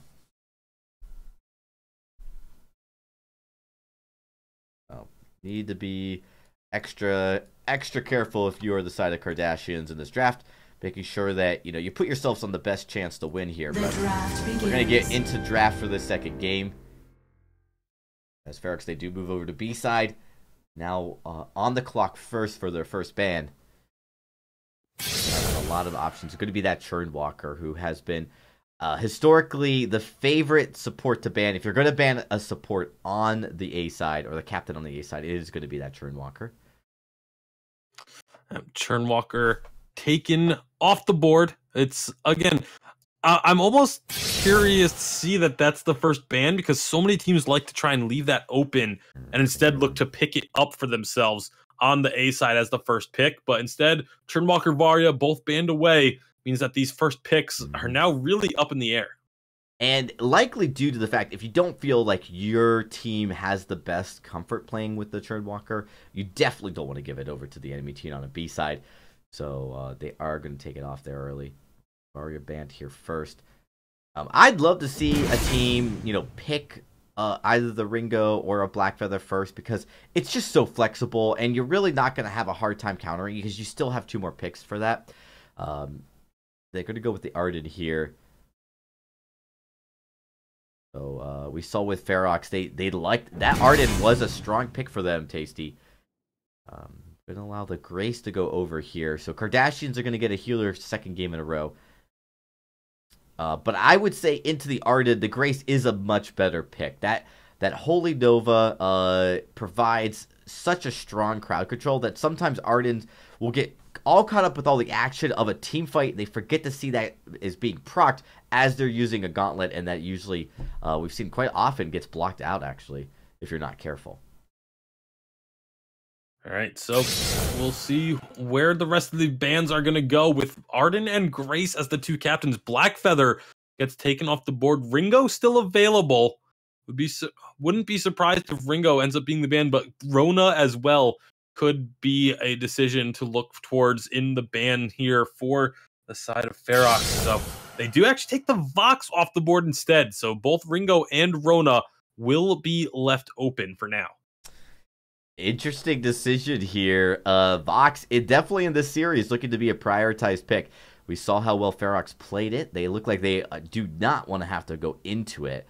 But I would say, Tasty, I'm a little surprised by that, because I would argue the Rona pick has been shown to be a stronger pick here in 2.11 by at least all the teams that have played it. So they are going to potentially give that up. And we mentioned before how Rona does a great job with healers. I mean, there's a lot of synergy when you give yourself extra sustain that Rona loves to play into. Let's see what they could go with here. Either go with the Rona, the Ringo, And it's going to be the Rona pick. All right, so Rona. Again, we've seen Rona absolutely take over a few of these games today. And throughout this tournament, Rona is such a strong pick. And without having, the Sky is still available as a counter pick if the side of Ferox decides to go for it. I feel like they should look towards that Sky to try and deal with this Rona without having the Vox or the Grace available to them. You need something that can stay at range and try and kite this Rona away. Although we saw a Rona absolutely decimate a Sky earlier in the day, I think it's still one of the top picks to take in that situation. Kroll is another one that a lot of teams do like to use, but now by taking this Kroll, you're leaving yourself open to a very risky counter pick on the other side, because Sky or Petal can just be grabbed by the Kardashians to hard counter this Kroll. Yeah, I mean, it's a little risky because we really haven't seen Cruel into the Rona as often, and it's a tough call. You got that stun, which is great to use right when Rona's trying to use up her red mist. It locks Rona down a little bit. Oh, they go with that Sky to try to outmaneuver and dance around the Rona. So Ferox, I like the draft so far that they've got, considering they did give up the Rona. It looks like they had a strategy to play against it if Kardashians picked it. So one more pick here for Kardashians before we get into this second game, Tasty. And now this would be where Ataka could make some sense. It would force that Rona into the lane. Or maybe a Baptiste in the jungle. I like Rona in the lane. And we've actually seen Into the Sky. It really had an easy time dealing with it. So if you went with something like a Baptiste, I love a Baptiste against the Cruel and Sky, because it really just stops that engage that typically they want to have, right? Cruel wants to run into that fight. Sky wants to dance around. They're going to go with the Taka. I think that does a good job Into the Sky, Tasty, here. What do you think? Because it's a bit of a squishy hero to have, and you're not going to get a huge amount of poke. A little risky. But could make it work. There's not that much crowd control. No, I take that back. There's a lot of crowd control that Taka's going to have to watch out for. Yeah, there's definitely a lot of crowd control that is going to be risky, but you want to run this pick. It's chosen as a counter to the Sky generally. But like I said, I'm really happy that Ferox picked up the Sky as their final selection. I think they're going to have a lot of opportunities to really try and shut down this Rona. If they can survive the early pressure that Taka brings to the table, then they can really kind of end up with something very similar to what we saw in game number 1, where they just survive through the early and mid-game power spikes that come through, and then can start to just shut them down by just kind of having the Taka become a non-factor. That's what Kardashians are going to be very wary of, that this Taka does not become a non-factor once again. Yeah, I do like Taka in this draft more so than I did in the last draft. So I will say that when you look at it, the Taka has the potential to take out and just completely shut down the Sky with ganks in the lane. We'll just have to see how it plays out, of course, as we jump into this matchup, as we kick off game number 2. So Tasty Bacon, this is do or die for Kardashians, who sitting at 6th seed, probably anticipated to have a good showing in the first round, but now they are facing potential elimination as Team Ferox, impressive game 1 victory. Well, all right, now as we start up game number 2, you can see Kardashians abandoning the rush the middle sentry strategy. Instead, going to be both teams starting out their backs, clearing out the back of their jungle, then making their way towards the middle and meeting there. And this could lead to a skirmish. Both sides can be feeling very confident in their level 1, level 2 trades. We'll see which team does decide to pull the trigger first. Right now, it's Ferox that are starting up the Elder Treant. And it's going to be members of the Kardashians having to try and answer this. Lots of damage going down. The Treant goes over to Kardashians, and now they can look for a lot of damage. Mosji going to be in some trouble here with this Sky, but has gotten out of harm's way for now, but there's still a lot of health on the Kardashians. They're diving right back in. Stormy Cross gets first blood, does get traded by this Kroll. Now, however, they can continue to put pressure on. Cole does not have the lifesteal anymore because the smite was used. He is going to be staying alive as long as possible with the flask, looking for a kill onto Perkasas. Has the smite available. Is he going to be able to pull the trigger? Does get the kill. Now Stormy Cross wasn't able to take down Shamu, and Moshi comes back and finds a kill there. So 3 for 1 suddenly in favor of Ferox, despite having started off looking like it was going to be good for Kardashians. Yeah, and you're not surprising Taka would take out the Sky early, but he stayed way too late in that fight here on the enemy side. The cooldown timers on these death timers are so short right now that you can't stick around risk. You give up another kill, you don't get any gold for it. I mean, they got the first blood, but that was it.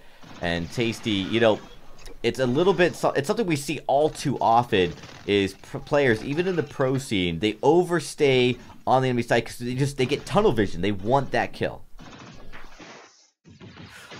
They definitely do want to find that kill, but now Stormy Cross, you know, again, when you're playing this Taka, you need to make an impact early, and he's going to be trying to do just that by invading the Ferox jungle, but Ferox knows that this is what's going to be happening, and they start to pull all 3 members over just to dissuade Stormy Cross from sticking around too long. And instead, it's actually a recall for Jay Sean. He starts off with the Shiver Steal. This is going to allow Stormy Cross to try and steal away some of this jungle. And he's actually going to be able to just take the 1 camp. Lost a lot of health in the process. Jay Sean is here, but so is the rest of Kardashians. They take the middle tree, and Stormy Cross going to be in trouble. He goes down, the smite landing before the Holy Nova stun can come through. So again, Stormy Cross just going to be punished early here.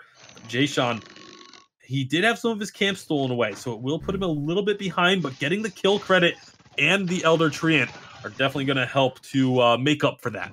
Yeah, he did lose the camp, and Little Windex coming down to rotate to take that camp tree. The Treant camp from him was smart, and it put a little pressure off Stormy Cross, but I'm a little concerned here, Tasty, because, again, Stormy Cross, he kind of has to get out ahead early in front of the Sky if he wants to continue to win this matchup, just because he's going up against an Arden and a Cruel, who's going to give that extra mobility and support to the Sky to deal with the Taka. If Taka gets behind, if Stormy gets behind by any measure here in the mid game, it's not going to look as good when we get into the late game when Taka becomes a little less potent.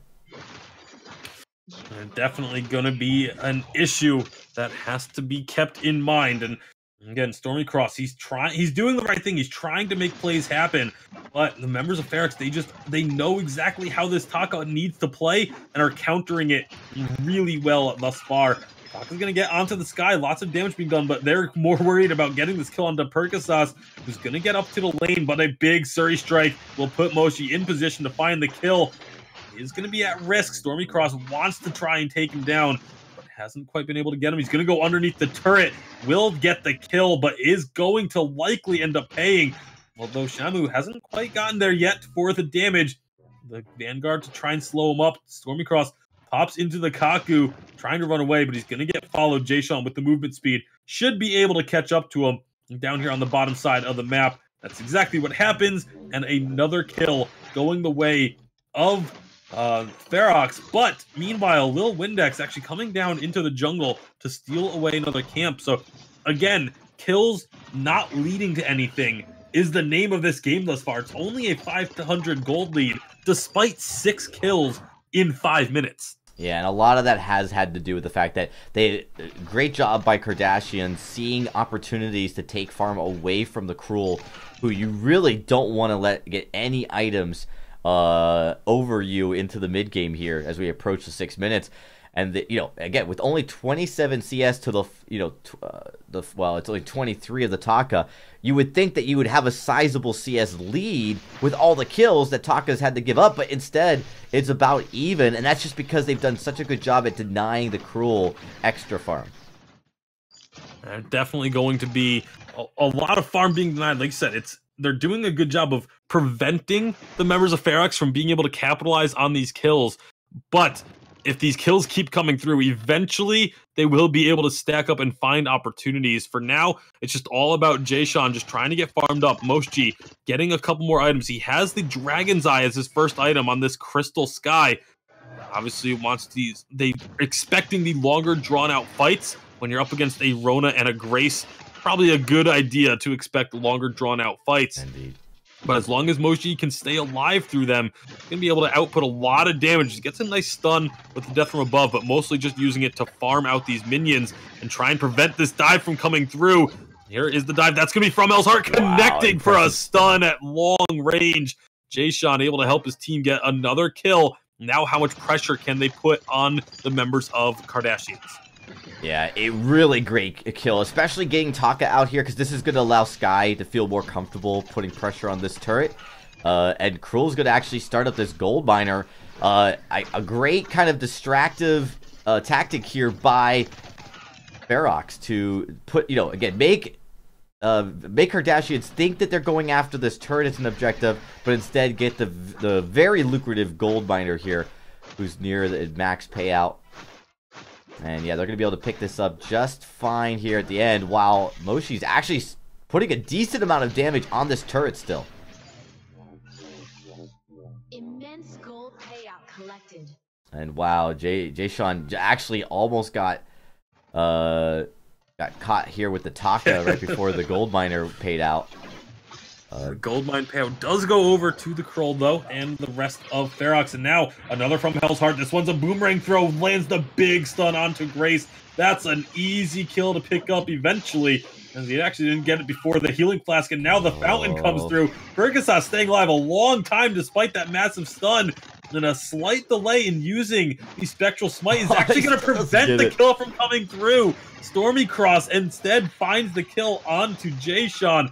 And that is a big mistake by the members of Ferox. When you get that boomerang stun, you have to confirm that kill. Oh, it's so close, but once he didn't get the kill, you saw that Jason tried to follow it up. He tried to get it. You see Sky does get the kill on the Taka, so not, a decent trade there, but by not getting the kill onto Grace, you actually spent so much time focusing all of your efforts to get it that you allowed that Rona and that Taka to pick away at you, and unfortunately Jason paid the price there. But Moshi's doing a great job following up the damage and on this Crystal Sky. These Dragon Eye stacks are, very scary in the lane. If you don't be careful there, if Kardashians don't respect that Dragon Eye, this is going to be a very messy game for them, as those stacks do a lot of damage. They really do. And again, looking at the gold, it's not as bad as it could be for Kardashians right now. They are definitely starting to slip a little bit further behind. And that's to be expected when they have when you have so many kills. You expect to have a gold lead. You expect to be able to find opportunities. They're going to be able to take down this first turret, or at least they should be able to. But here comes all of the Kardashians to try and stop this.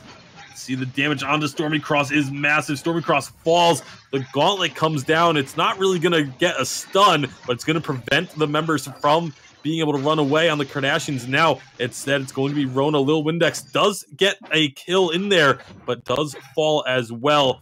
Shamu and Mojji able to stay alive. They don't have a minion wave with them just yet to try and take this turret down. The next minion wave will get here before Stormy Cross can join the fray. And so they should finally be able to take this turret down. 10 minutes in, with 10 kills on the board, they finally take down their first turret. And Stormy Cross on this Taka just going to the backs. He's really struggled, Tasty, for both games in these series to be able to use the Taka to secure the kills in these fights. And even if he gets the kill, he ends up giving it while trading his life. We've almost rarely seen the Kardashians successfully get a net positive in the series while playing this. So I'm not sure why Stormy Cross has been fairly obsessed with playing Taka in the series. Again, the second game, with the Sky pick, it's so tempting. But with a Cruel and an Arden, they've just struggled positionally to get on top of the Sky, delete the Sky early enough. And by the time they get on there, the Sky's able to retrade so much damage. It ends up just not being worth it to have this pick. Yeah, it definitely has not been able to work out the way that they would have been hoping. Ooh, baited on that Holy Nova. Yeah, Holy Nova definitely getting baited out there, but the minions are here to block a bit of damage. But once Stormy Cross jumps back in, that's a very early Divine Intervention being used by Perkasas. Doesn't have the Echo yet to be able to repeat that either. And obviously, Ferox saw that happen. They know that the ultimate is down. they can look to make something happen here.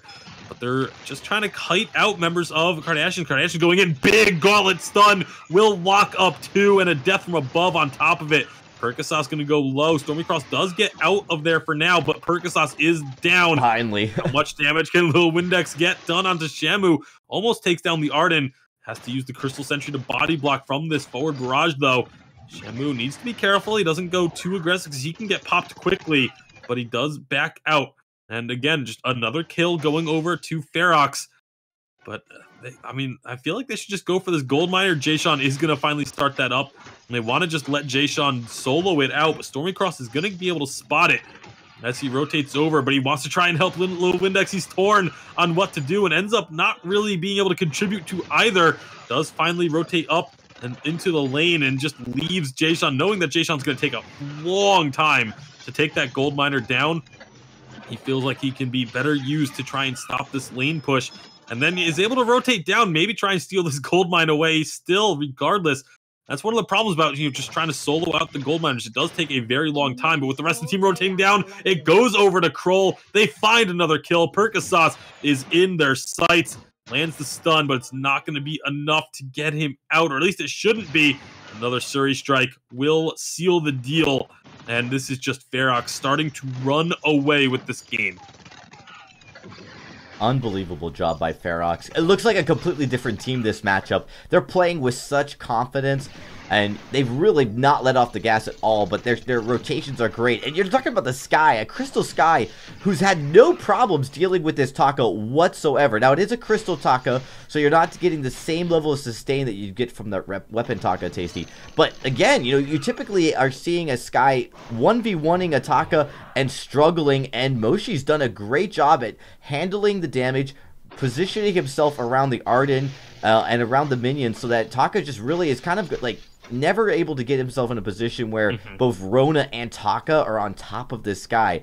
So great job by Moshi. His positioning in the lane has been fantastic, and they've just been basically out-fought the side of Kardashians this entire time, and it's not looking good so far, Tasty, at 13 minutes.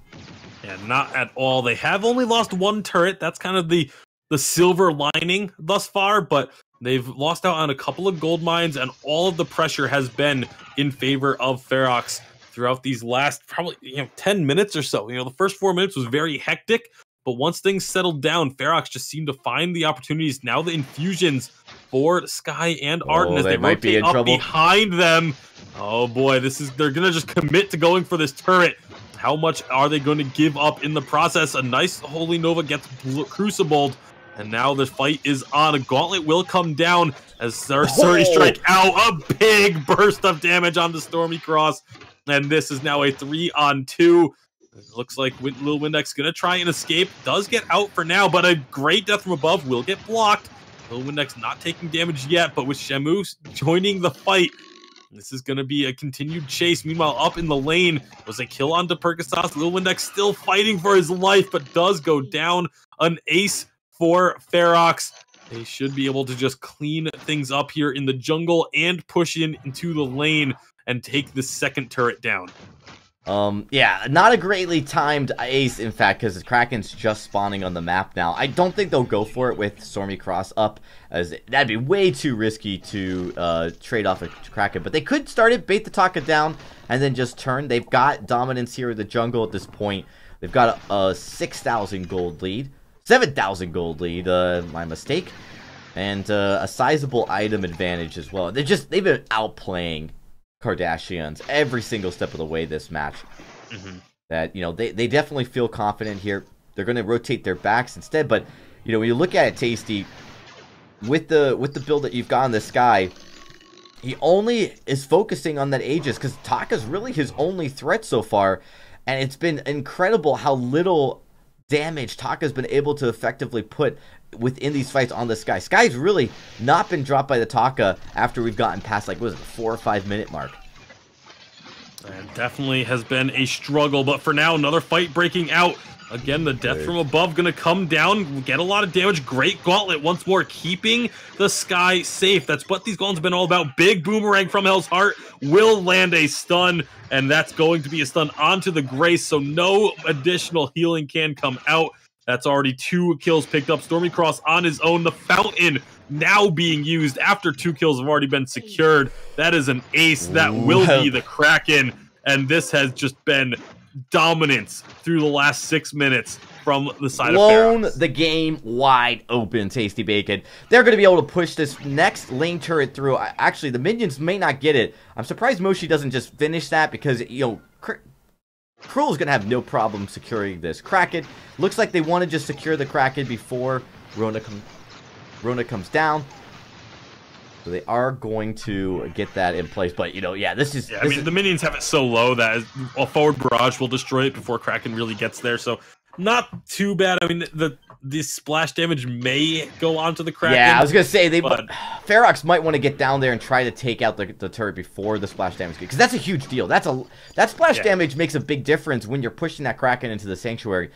A full health Kraken hitting those Vein Crystal turrets is going to do a lot more work. Well, we'll see how much work they're going to be able to get done. If they find an ace before Kraken really gets there, it's not going to matter. Death from above, just going to try and delay. Does land a stun onto Perkasas, who has to try and get out of harm's way. Has the ult available, but can't even use it because he gets focused down and caught out. That is very likely going to result in the game going over to the side of Ferox, but they still have to finish it. The first turret just gets deleted. And now they can turn their attention onto the remaining members of Kardashians.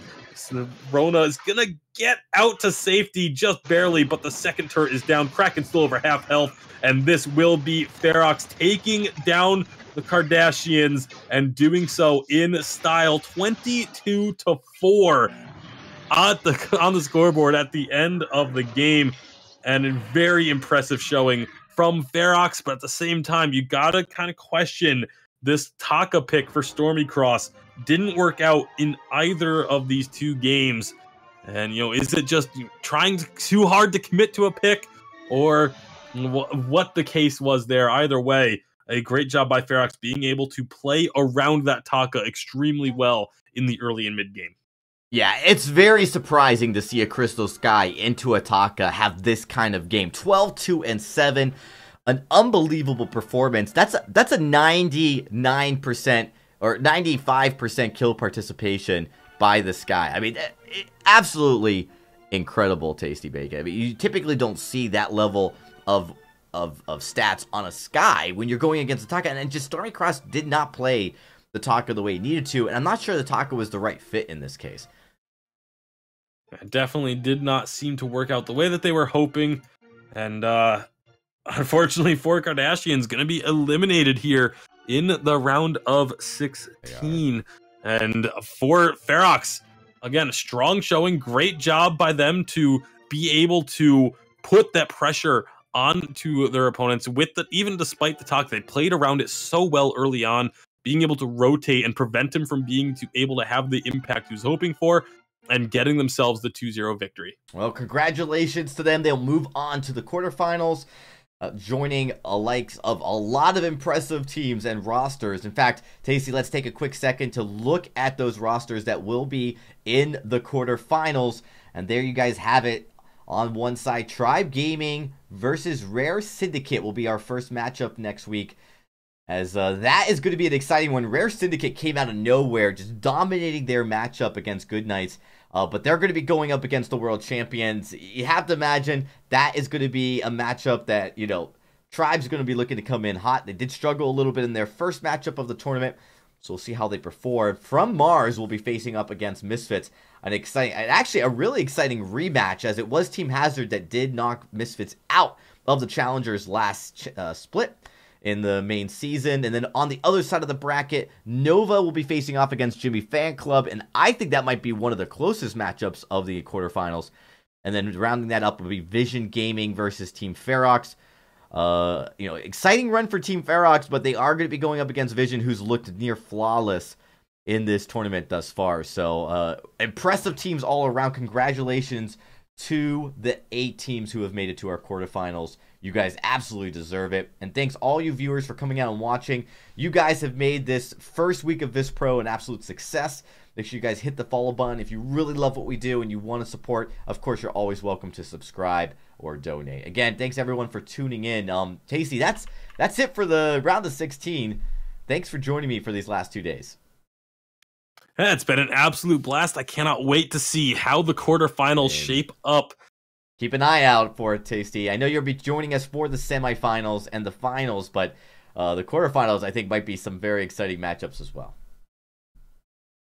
So, anyways, ladies and gentlemen, I'm going to put the schedule up one more time as well, just so you guys can see. Starting week number 2 is when the round of 8, the quarterfinals, and the semifinals will be held. So you're going to see the Tuesday, Wednesday, Thursday, and Friday. I'll be here back again, of course, at 6 p.m. Pacific every single night, starting Tuesday. And then, of course, the finals actually will be starting on Saturday. You guys are not going to want to miss that as well. The grand finals to crown our 3v3 winter season champions here on VISPRO. Thanks everybody for tuning in. We will see you next week here at the same time, same place. Good night, everybody.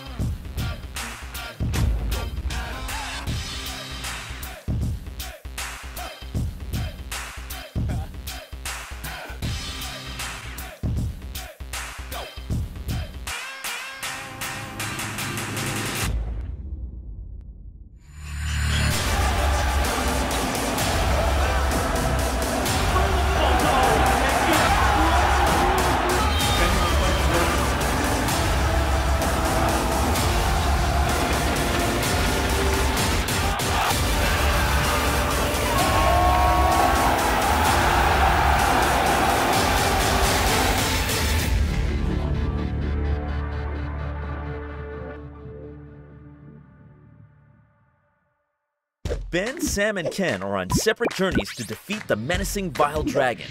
But let's just say luck isn't on their side. If only there was a way for them to find each other and band together. Well, that's why there's Band. It's a mobile app that allows people to come together using common interests. With Band, you can find fellow gamers, chat, schedule gaming sessions, and conduct polls. Stage epic battles with friends while sharing videos and photos along the way. So try Band today. Band. Be together.